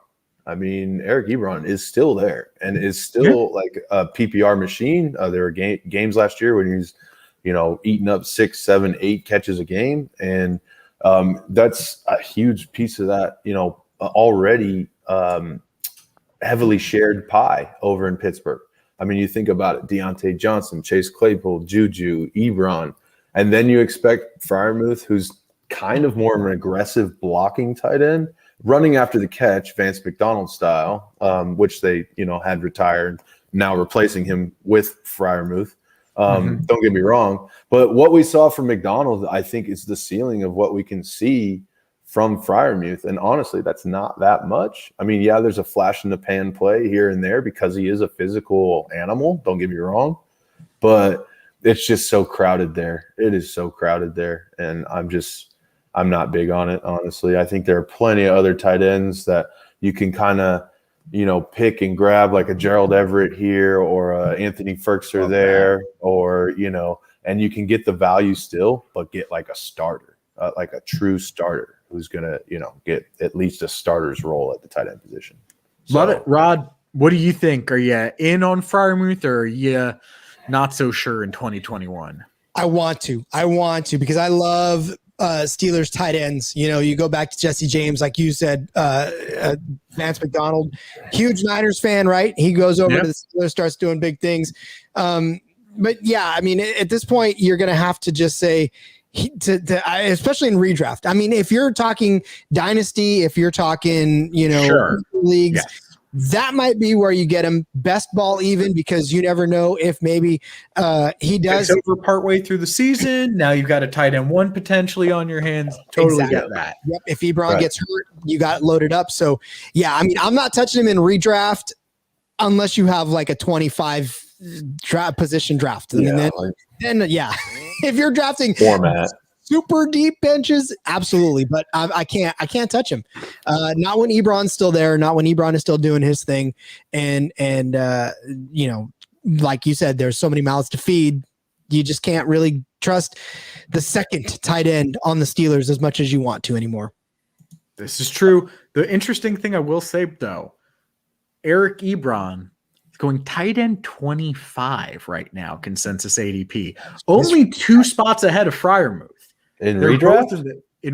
As of right now, it's the consensus ADP. Wow. Tight end 25. Okay. I think a lot of people are kind of just out on Ebron, regardless of whether they think Freiermuth will be all that relevant. Right. I think part of it has to do with the instability, a little bit of drops thrown in here and there, talented wide receiver group, Najee Harrison. Could Ben Roethlisberger's wheels finally come off this year? I mean, there are a bunch of very small red flags for Eric Ebron. On the other hand, he has games where he's like one of the best tight ends in fantasy. So, could be a value at tight end 25, to be honest, especially because that's streaming territory right there. That is like pick him up after the draft if you're feeling it. Like, exactly. It's tough to do better than that. All right, but here are some guys that maybe will do better. Go a little quicker on this one, but Rod, going to start with you. Give me your top breakout candidate for QB this year. QB1, ladies and gentlemen, Justin Fields. We lost him. Chicago has him. I don't think Andy Dalton is going to be that guy. I don't think he can be that guy for very long. So I'd say probably by game 5, game 6, we're looking at a full rest of the season with Justin Fields, and it becomes his team from now into the future. So I loved him. I wish we would have drafted him. Same. Though I love Trey Lance. Let me be clear on that. I love Trey Lance. I think Justin Fields is just a little more polished, and I also really like him. Yeah. Right. So I kind of wish we had taken him. Coming into the draft, I thought Justin Fields was the best college QB, the quarterback prospect there was at the quarterback position. I was convinced that the Jets were fooling everybody and that they were going to actually take him at the second spot. And then he fell to us, and I thought, okay, here we go. I thought we were going to take him. That's exactly who I wanted. Again, not hating on Trey Lance. I'm the same with you. I like the guy. I think the raw intangibles are definitely there. But the word came up a second ago, polished. Completely right there with Justin Fields. He was polished. I think he's most ready for the NFL. I think he has the intangibles as far as the big play ability, as far as the long ball accuracy, the running ability, all that is right there. So you kind of stole mine, is what I'm trying to say, Rod. Is you stole my guy, but I will follow it up with my number 2 guy, and that's going to be Trey Lance, our guy. I do think that he's going to break out a little bit sooner than people think. I think we're going to have a full offseason here. I think he's going to get whipped into shape a little bit quicker. And I think it'll be very interesting to see a Shanahan offense with a mobile quarterback. I think we haven't seen that in a little while. It's been a very long time. Yeah, I believe it was RG that he tried that with last. And when RG was healthy, that was some dangerous stuff. And I do think even some more raw intangibles or higher levels of play are capable from Trey Lance than RG's, heyday in that system. Because he's bigger, faster, stronger in a lot of ways than RG was. And I do think, obviously, we're going to have to see when the Niners make that change. Okay, so that change I'm talking to is Jimmy G, obviously, to Trey Lance, but it's bigger than that. It's a system. Jimmy G is not Trey Lance, and Trey Lance is not Jimmy G. They're totally opposite styles of quarterback play and styles of quarterback operation in general. One's mobile, and we know everything we know about those two. But what I'm trying to say is the offense as a whole is going to have to operate in different ways. So when we make that transition, I'm saying we again, talking about the Niners, but when we make that transition, I'm going to be very interested in when we make it, how it goes down, and then honestly how Trey Lance processes through all that. But if I'm a betting man, I'm going to say Trey Lance is going to hit that stride. I hope they do it before the season starts so he has more time to adjust. And then on top of that, the upside is just insane. I think us as fantasy managers, again, thirst after that Konami code quarterback with all that upside.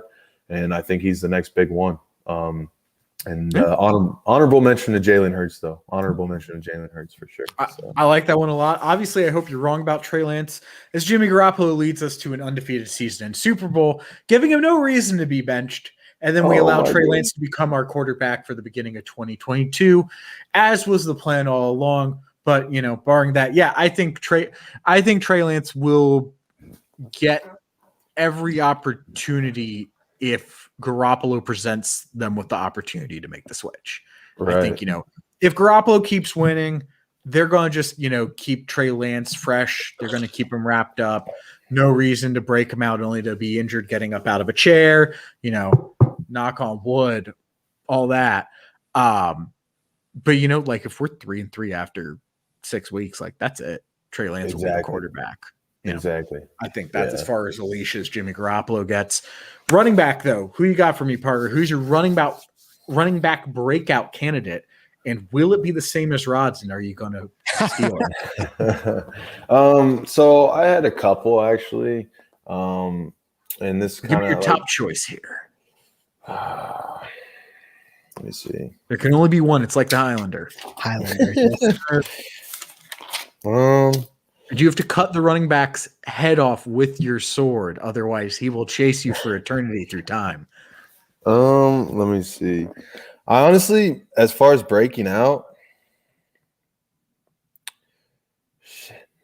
excuse me. It's a tough decision. I do think Javonte Williams, I know it's a little bit more obvious, but I do think Javonte Williams is going to break out onto the scene a little bit quicker than people think. I think Melvin Gordon has a lot more tread on the tires than people are willing to admit. I think Melvin Gordon is a little bit less effective last year than people are willing to admit. It was a little bit more due to their offensive line stepping up and a little less to him being a good running back. And so and on top of that, they've improved their offensive line moving forward. Yep. So, and on top of that, improving, or at least challenging the quarterback room and upgrading, hopefully, at the quarterback position. We'll see. Will also drive that offense forward. So I do think Javonte is the way of the future there. Come midseason, I think we could see a Jonathan Taylor-esque stride where some people are thinking about dropping him weeks 3 to 6, and then all of a sudden turns it on and he's the new hotness. You know what I mean? So I think that's kind of what I see coming from Javonte, and then winning some leagues this year, because I do see his price being pretty cheap in redraft. I don't know his exact ADP off the top of my head, but I will look it up for you. Pretty cheap. But in the meantime, Rod, who you got as a breakout candidate while I look up Mr. Williams' ADP? I'm about to set all of Twitter and YouTube on fire when I say this. Look, I'm telling you right now, Chase Edmonds, I think, is going to break out. Okay. Oh yes, my. I know everybody's like, oh no, Chase Edmonds. But look, the guy is now pretty much the only guy in Arizona at this point, right? Where I think with Kenyon Drake leaving, James Conner, yes. They got James Conner, but really, what did they get in James Conner? And a retread from Pittsburgh. And I don't know that Conner is going to have a giant impact on what Chase Edmonds can do now that he's all alone. I mean, I've got him projected for just about 950 yards on 210 carries.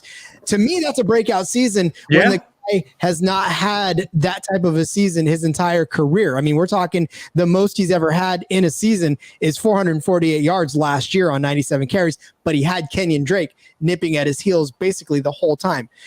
I think Edmonds is talented. I think he has the talent to do it if he was given the chance. This year, I think with Connor still dealing with a little bit of an injury, I understand that he's trending okay, but you got to give this guy a chance at some point. It's his fourth year. I mean, if not now, then when? So this year, I think people who are drafting Chase Edmonds late are getting themselves a gem in the diamond in the rough. Well, the viewers will certainly get to decide which one of you is right when they do their drafts. Because right now, Chase Edmonds going RB27. Javonte Williams not too far behind, going RB34, RB31 in ESPN, RB26 I want to say it's my fantasy league, right? MFL. Is that what Right. that is? Yeah. Fair. Just got introduced to that today, actually. Going to be in my first league on that platform. So that'll be fun. Official, baby. Absolutely. But yeah, it's going to be interesting. I got to tell you, if I'm betting on one of them to break out, I'm kind of betting on Parker. Yeah. I see. Because I think James Conner is not going to be a total scrub, barring injury. If he picks up a knock, sky's the limit. Right. But he was like right around the same points per game as Chase Edmonds was last year in what was a down year for James Conner. You know, I don't think he's like any worse really than Kenyon Drake. There's some differences, but yeah, and another guy I think we can't forget about in that backfield is Eno Benjamin as well. I know we didn't see much from him. I don't know. We haven't seen much from him yet, but convince me why I can't. Okay, well, to be honest with you, at ASU, he held a serious workload. He was a lead back. He held a great workload. He's highly efficient. He was the lead back. He has great size and speed. He has a good skill set to fill in the same exact role and shoes as Chase Edmonds. They're almost identical as far as their skill sets, except is a little bit faster actually as far as straight line speed and a little bit more of the acceleration. I'm not sure he has the same route running ability that Chase Edmonds has. Chase Edmonds fits that a little bit more spread out scheme that they have. But Benjamin again was at ASU in the air raid, which is almost identical to what the modified air raid that head coach of the Cardinals. Cliff Kingsbury. Thank you very much. That he runs. And so I do think that is somebody that we can't forget about and does muddle that backfield a little bit further than some people think. And they did spend a decent amount of draft capital. I believe he was a 4th rounder for them. Okay. Let me double check that. Don't quote me on that. I'm not sure on that for sure, but they did obviously draft him, and I do think they're going to try and use him at one point. So I do think he's somebody you can not forget about as well. All right. I'm still not entirely sure he'll be relevant, but you've done enough to convince me to keep him on my radar. Keep that little player profile bookmarked on the interwebs. I like the analysis. Rod, am I going to like the analysis coming from you here for wide receiver? Who is your breakout wide receiver candidate? Full disclosure, I didn't know I was playing to a room full of Niners fans when I picked this, but I'm picking Brandon Ayuk. And I mean, love it. Yeah, because we talked about this in one of our group chats and our tweets. Brandon Ayuk. I mean, look, I love Debo. I think Debo's going to do great things. But if we're looking for a breakout guy, it's got to be Brandon Ayuk. And whether it's Garoppolo throwing in the ball, or Lance throwing in the ball, I think the guy is far too talented and far too underrated right now as a player, and just has so much potential to do great things. I mean, this is a guy that I don't even have to back it up with stats. You watch this guy, right? Just show the clip of him hurdling the guy. That's all you need. I don't need to say what game it was, what team it was against, who the guy even was. It's like, show me the clip of Ayuk hurdling the guy. And you just already can visualize it in your head. Although I want to see it 10 times, right? That's what I want to see. I don't want to see it just once. I want to see it 10 times. It's one of my most frequently used GIFs on Twitter. Absolutely. But yeah, I mean, look, there's not much that I need to say more than just I think Brandon Ayuk is in for a pretty stout season. He's going to get more looks if he can stay on the field, which is the same as everybody, right? I mean, as long as they can stay on the field, I feel like he is going to battle Debo all season long for relevance in that backfield. I even think he's going to have over 1,000 yards. For me, I got him projected at, 90 receptions, 1,121 yards, 5 touchdowns. It's his offense, I think. Yep. I love it. I couldn't agree more. Yeah, I honestly think Ayuk is a technician out of that group. I think you got Kittle and Debo, who are like yak guys running after the catch, that sort of thing. More so, you have to design them into routes and running after the catch. Whereas Brandon Ayuk runs his routes into being open, runs himself open. Much more of a Justin Jefferson-esque kind of a guy. With technicality, he gets open. You know what I mean? And I think he is the most technical receiver on the Niners. I think some people are overreacting to the lack of health last year from the other two guys, and then him filling in and oh, well, he only did that when they were gone and this and that. I don't know that that's exactly what's going to happen. I think a rookie came into his own on the back half of the last year, and he's going to continue that, and he's going to be the wide receiver 1 there, if not the 1B to a Kittle, who's the monster that he is, when healthy. So. I couldn't agree more. I think he's the clear wide receiver 1 amongst the wide receivers. There's a chance he will manage to out target Kittle. I wouldn't lock that in. I'm just saying there's a logical chance. There's a logical way to get to that conclusion. Exactly. And I don't think Shanahan's had a wide receiver as talented as him in his entire time in San Francisco. Don't get me wrong, Debo's good, but Brandon Ayuk is clearly something better. And I can't wait for it, especially because right now it's going at ADP wide receiver 25 in PPR. I don't know if I'm ultimately going to rank him here, but I could see him finishing as high as wide receiver 15. So that's a 10 spot value. That's huge. He's not even being drafted as a wide receiver 2? Nope. He's right on that fringe. I would say that's a little low for me. Yeah, no, definitely more in that wide receiver 20, wide receiver 18 areas where I would have him. And I'm more of an ageist dynasty guy, so maybe that's a little generous. But yeah, I'm real big on him. So yeah. Well, is there a tight end you're really big on? Myself? Yes. For a breakout year. I thought we were going to talk about a wide receiver. Wide receiver. You're not going with Ayuk? It seemed like you were all aboard on Ayuk. Who's your wide receiver then? That was one, but my wide receiver, actually, my big one this year is Darnell Mooney. Simply because I think it's a similar situation. But my whole big thing on him is Justin Fields fits him like a glove. I feel like if they can connect, if they can sync up, and obviously a lot of preseason goes into that, a lot of obviously the summer camp, all that stuff goes into them finding chemistry. But if they can connect, their games just fit so well. Darnell Mooney is a sideline receiver. He loves to pick apart DBs one-on-one along the sideline and then also or beat them deep. And he didn't have a quarterback who could cater to those skills last year. And you could have probably left it at he didn't have a quarterback.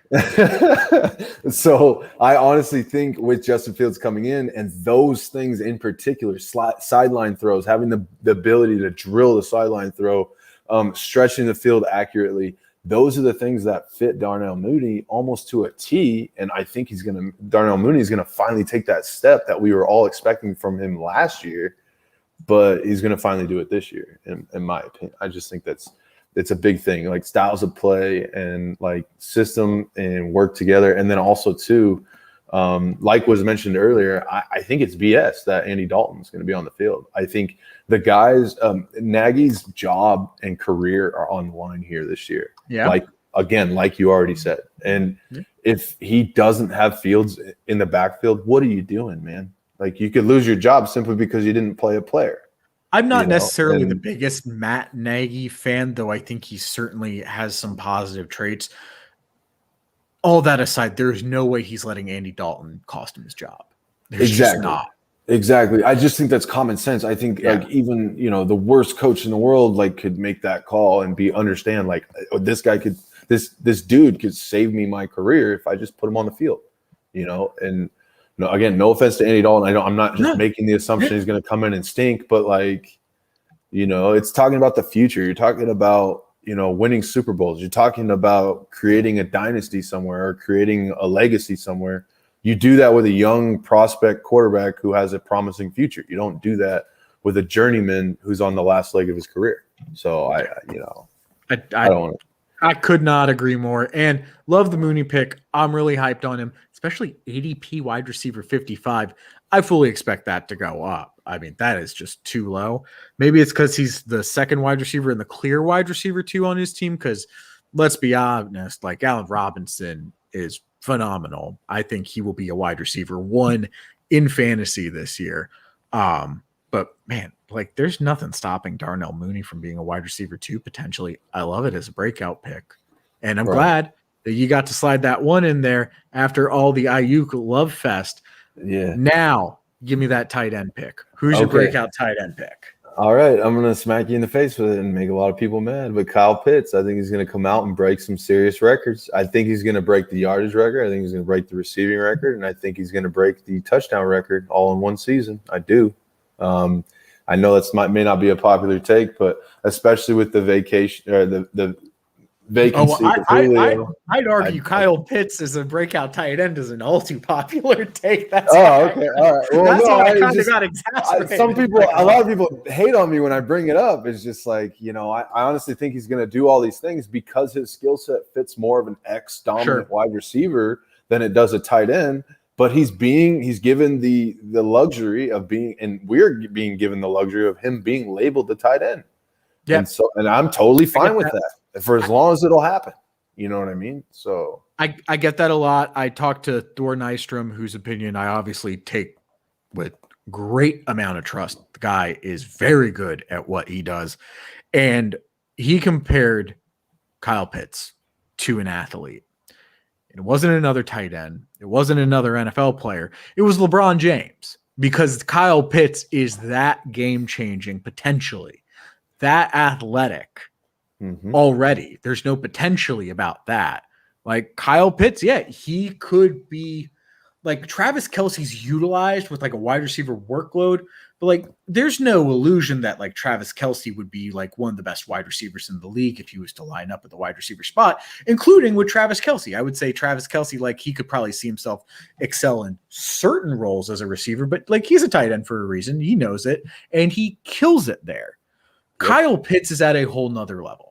He genuinely could play wide receiver. Calvin Ridley's still on that team. So I think that may hurt a little. And Arthur Smith, I think, will be stingier with the targets than Dirk Cutter was. But, I mean, you're maybe a little bullish compared to the consensus with all the record breaking on Kyle Pitts. But there's a reason that you're like not completely against the grain by picking him as a tight end breakout candidate. It's like, because of the wide receiver. Yeah, the talent and the wide receiver profile, and I think honestly, you think Calvin's going to hurt him, but I think he's going to help him. I think it's a perfect wide receiver to complement him. And these days, the best wide receiving cores and best output from wide receivers come from wide receivers who have like an offset, other than Devontae Adams, with the exception of Devontae Adams, obviously, like an offset or a complement, like Tyreek and Travis Kelce, you know what I mean, or like a Chris Godwin and Mike Evans, So. Exactly. Yeah. And so I think I totally agree with you in the fact that, and it's funny that you brought up LeBron, because when I'm looking at my notes from when I first looked at Kyle Pitts and I first did my film analysis of him about a year ago, when I first started on him. And the first note is, this is if LeBron chose to play football. That's the first note. I'm not kidding. Love it. It's if he chose to play football, because I remember watching him play for the Cavs when he was a young buck, and he looked physically about the exact same, both in stature, in pictures, and then on the field and moving as LeBron did. And I don't mean to keep harping on the same point, but that's the point. Is we finally, I think, are getting the answer. What if LeBron played ball or football? And I think he's going to be that guy who can move into every position, including the zebra position, because he can obviously run. We've seen his 40 time. And then, he's still going to get that tight end tag. So my whole point is we see 1,000-yard seasons from rookie receivers now. We're starting to see more of it. Well, the rookie tight end record is only 880 or some odd yards or so. So honestly, I think he could smash the heck out of it. And same with the touchdowns, same with the receptions. These are thresholds that are for tight ends, and I just don't think he's a tight end. And so that's kind of why I'm so big on it, and that's kind of where I'm at with it. So I will say, even though I have some slight hesitancy with the rookie tight end, with a new coach, a coach that's a little stingier with the overall passing volume, there's this concept of the tight end cliff. It's like, at what tight end are you like, this is the last guy I'm willing to spend a premium on. After this, I'm comfortable punting at the position. Kyle Pitts is the end of that tight end cliff for me. I will pay a premium pick for him, and after that, I'm out. It's like, if I can get Kyle Pitts, awesome. If I can't, Gerald Everett, welcome to the team. Pleasure having you aboard. Yeah, loaded up on the back end for sure. Exactly. Absolutely. I love that pick. I really do. I love the analysis. Love getting the confirmation on the LeBron take. Very happy to hear that. That was so crazy when you said that. I was like, oh my God. Like, well, Rod, are you going with Kyle Pitts as well, or do you have a different tight end here for us? No, sir. My XFL roots are showing. Hunter Henry gone. Long live the breakout season for Donald Parham. I don't care. I don't care if Jared Cook is in that same core. I'm saying that Donald Parham finally gets an opportunity to show the NFL why every single XFL fan on God's green earth love that guy. He is tall. He can catch. He can play the tight end position. And I don't know why it took so long for him to be able to show the league. But I mean, he's back for a reason, right? He's not shuffled back into the world of the XFL. The Chargers saw exactly what they needed to see from him. Of course, they brought in Jared Cook. Yes, but Jared Cook is a known quantity, but he's also a quantity that's bounced around and not the Jared Cook that you think you're getting. What I think the Chargers would be smart to do is to let Herbert get Parham more involved. Red zone, the dude kills it. All you got to do is throw it up to the point where he can catch it. He's tall. Like, I don't know. For me, I want to see Donald Parham break out. Is he going to? Who knows? But damn it, I want to see that. Oh, I love that. I'm a huge Donald Parham believer. Unfortunately, I've like the Jared Cook signing just annoyed the crap out of me. Oh yeah. Because it's like that is someone they're definitely going to use. Mm-hmm. Yeah, and not just that, but Trey McKinney being added in the third round. I mean, that's an interesting one. Yeah, I don't know if you're familiar with his play, but he's got some talent. Yeah, he's again one of those wide receivers in a tight end's body. He's definitely a route runner, definitely a more of a pass catching tight end than a blocking tight end, like we obviously try and analyze. But yeah, he's definitely somebody I wouldn't forget. But Parham physically is the most dominant of the three. Yes. He's physically the most athletically gifted. He's got that youth to him that Jared Cook doesn't have. If Jared was his same age, we'd be having a different conversation. But Jared is aging out of the league. It's just it's a reality of this league.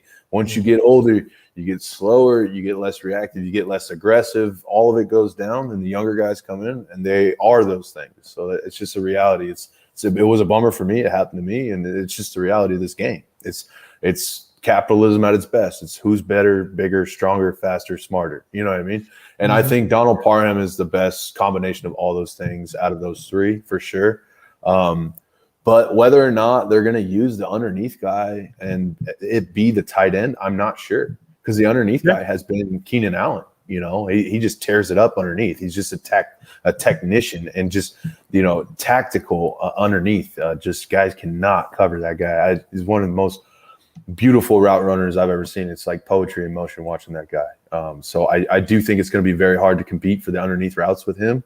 But the red zone point that you brought up in particular, I like that. Him and Mike Williams will definitely be a great, Twin Towers effect in the red zone for sure. And they're going to have to pick their poison as far as height, because defenses only have so many tall guys who can guard the tall receivers on opposing teams.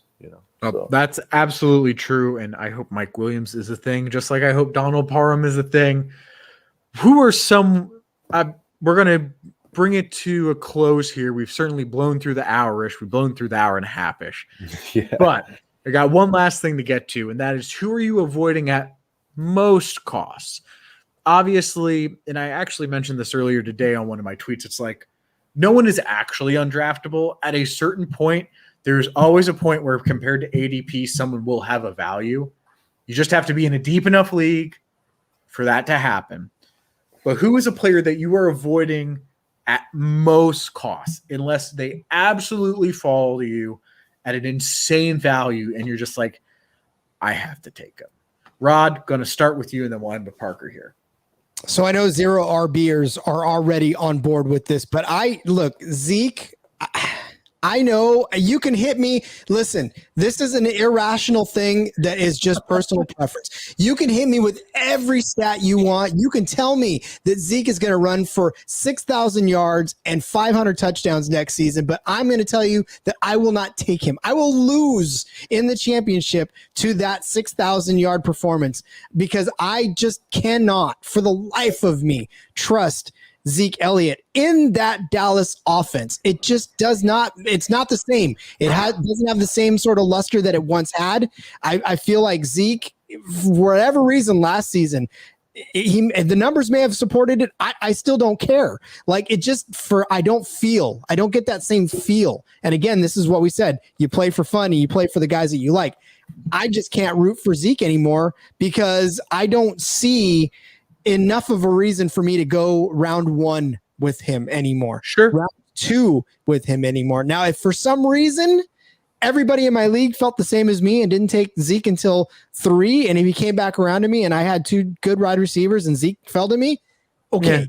Yeah. But I'm just not touching Zeke. I can't do it.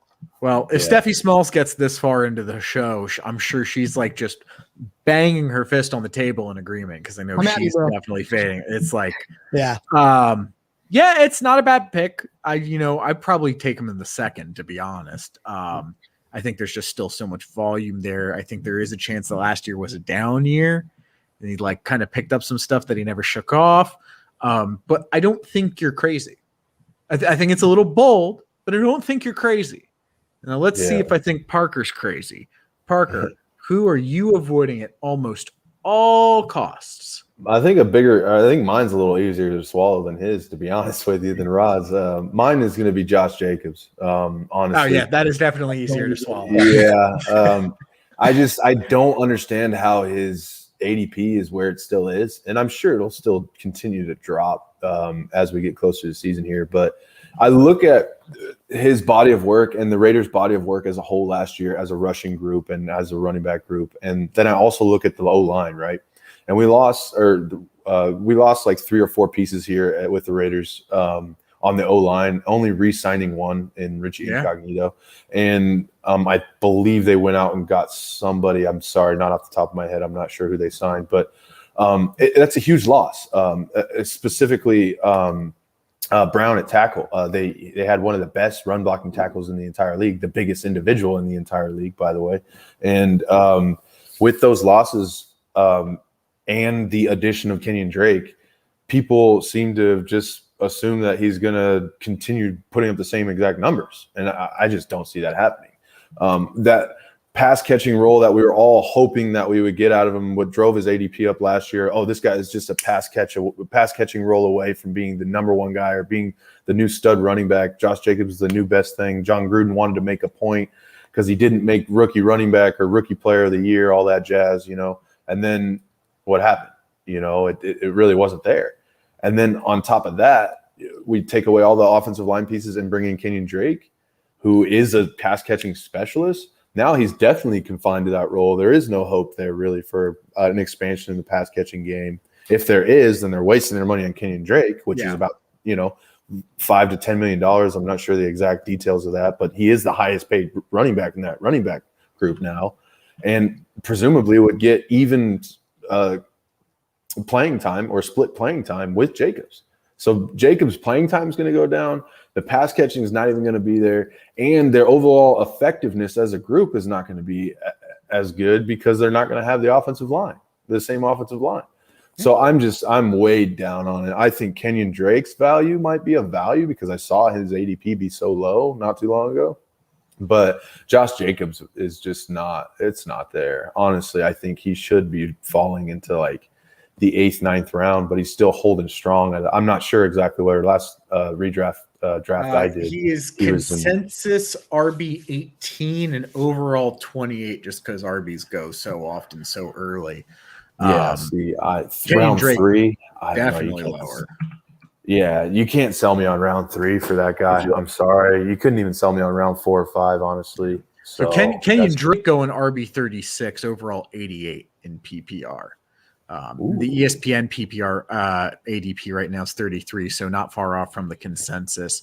Kenyon Drake getting paid 5.5 million guaranteed per year over his 2-year deal. So it's not like impossible to waste that money, but it's unlikely to waste that money.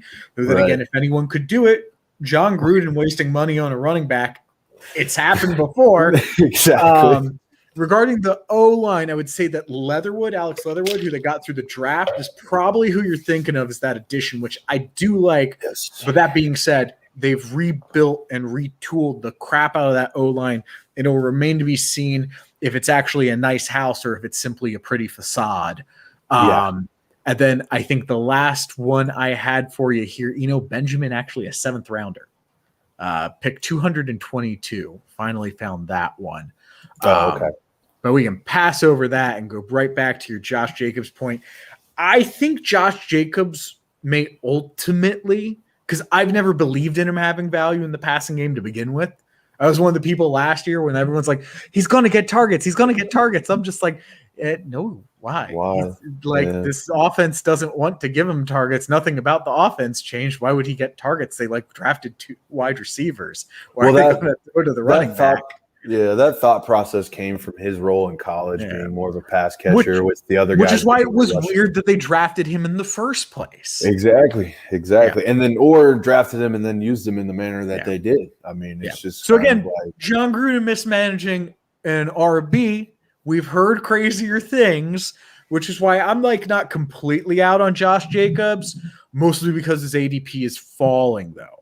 So I definitely agree with you on the fade. I think I'm a little more bullish on him as far as overall taking him. But I 1,000% agree with you that fading Josh Jacobs, especially compared to his RB8 finish or whatever it was from last year, is 1,000% warranted. And I think that's what's going to and I think that's what's going to keep him up, if anything's going to keep him up, is this finish from last year, because so many people emphasize previous year's finishes, which is not a big deal to me. I don't care what happened last year, to be honest with you. I analyze it and I don't ignore it, but your finish, but your overall finish is not going to predict your following year. Anyways, I just think there's been a lot of emphasis on that lately, but I think that will prop it up. But my question to both of you is, where would you take Jacobs if you were to take him and be comfortable with the price you're spending on him? Where's the highest you would take him? I guess what would you be comfortable with? I'm thinking around 6 or 7. If he's there around 6 or 7, that I think I'd be comfortable. Maybe 8, depending on what I've done. If I'm early in the draft, if I'm with the first 3 picks and I've got myself a running back that I'm solid with, if I've got a Kamara, a Barkley, or even a Derrick Henry, for me, I love Derrick Henry. If I've got one of those, I will wait all the way till round 8 to maybe take a second running back in that situation. So I think for me, it's less about round and more about spot in my roster. And I think for me, I don't want him to be my RB2. I think I want him to be my RB3, RB4 flex. So in one league, I've got him as an RB4. In another league, I have him as a flex. I'm comfortable with that.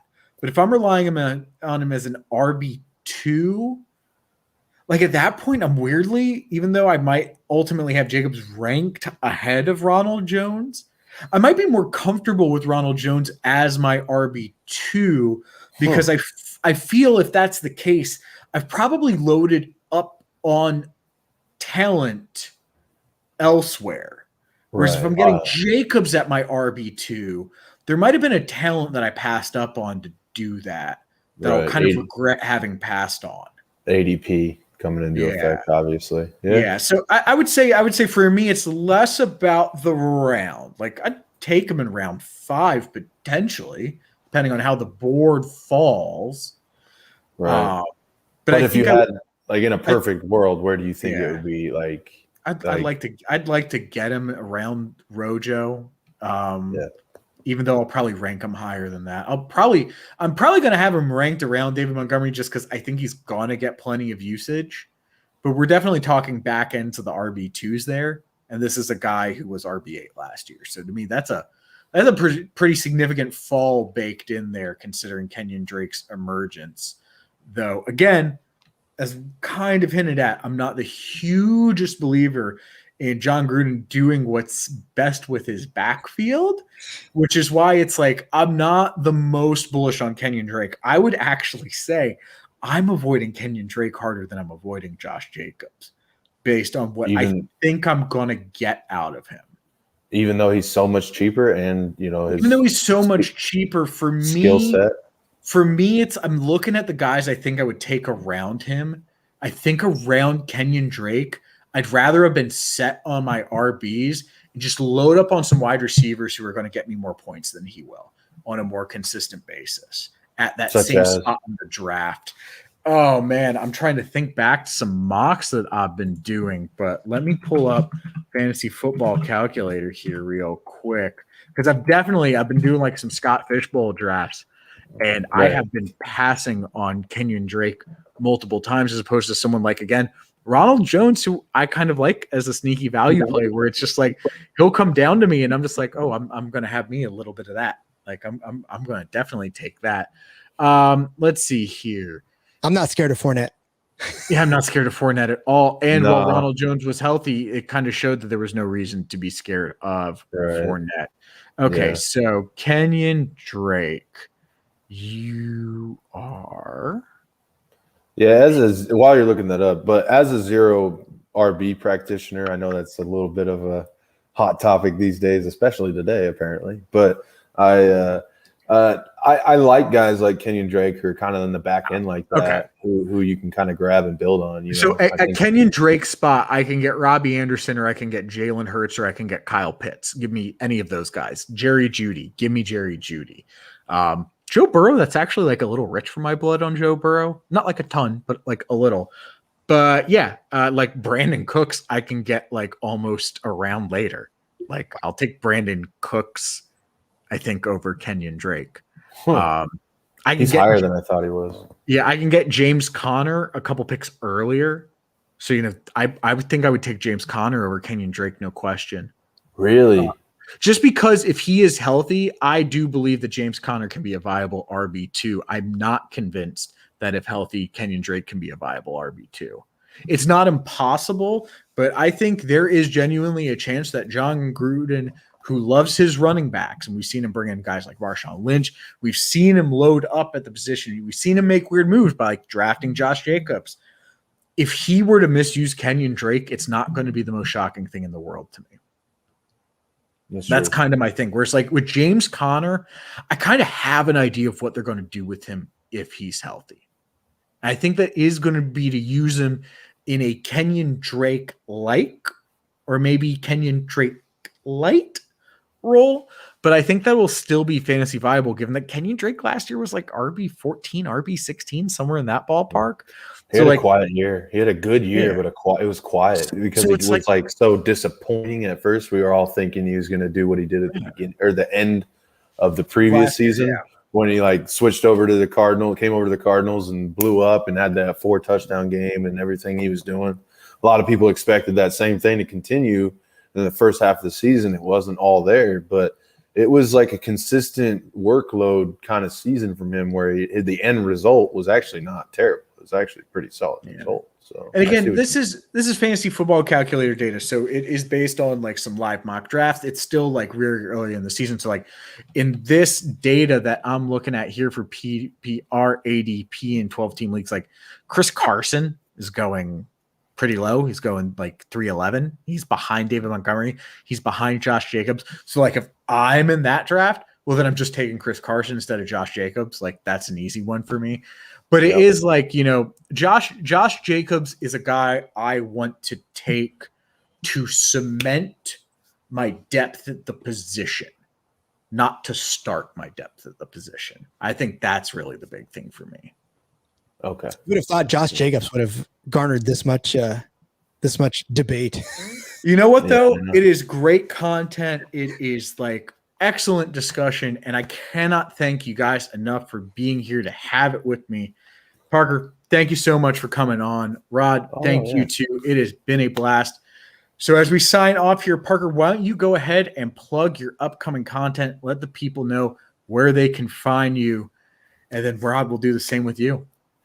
So as far as upcoming content, I actually don't have too much coming out because I'm pretty burnt out on this previous content I just came out with. But what I'm working on right now is a lot of strategy. I'm just working on strategy, draft strategy. That's why I've been kind of sitting here listening to you guys. Maybe I've been a little less engaged than you maybe would like, but it's because I'm listening and learning. And like, I really like a lot of your perspectives on redraft because I've been so heavy on Dynasty lately, and I want to find a good balance. But what I'm going to be coming out with soon are a couple articles on Dynasty draft strategy, defining the middle and figuring out where you want to invest your picks and what are the best areas to trade into, trade down to, or trade up to, that sort of thing.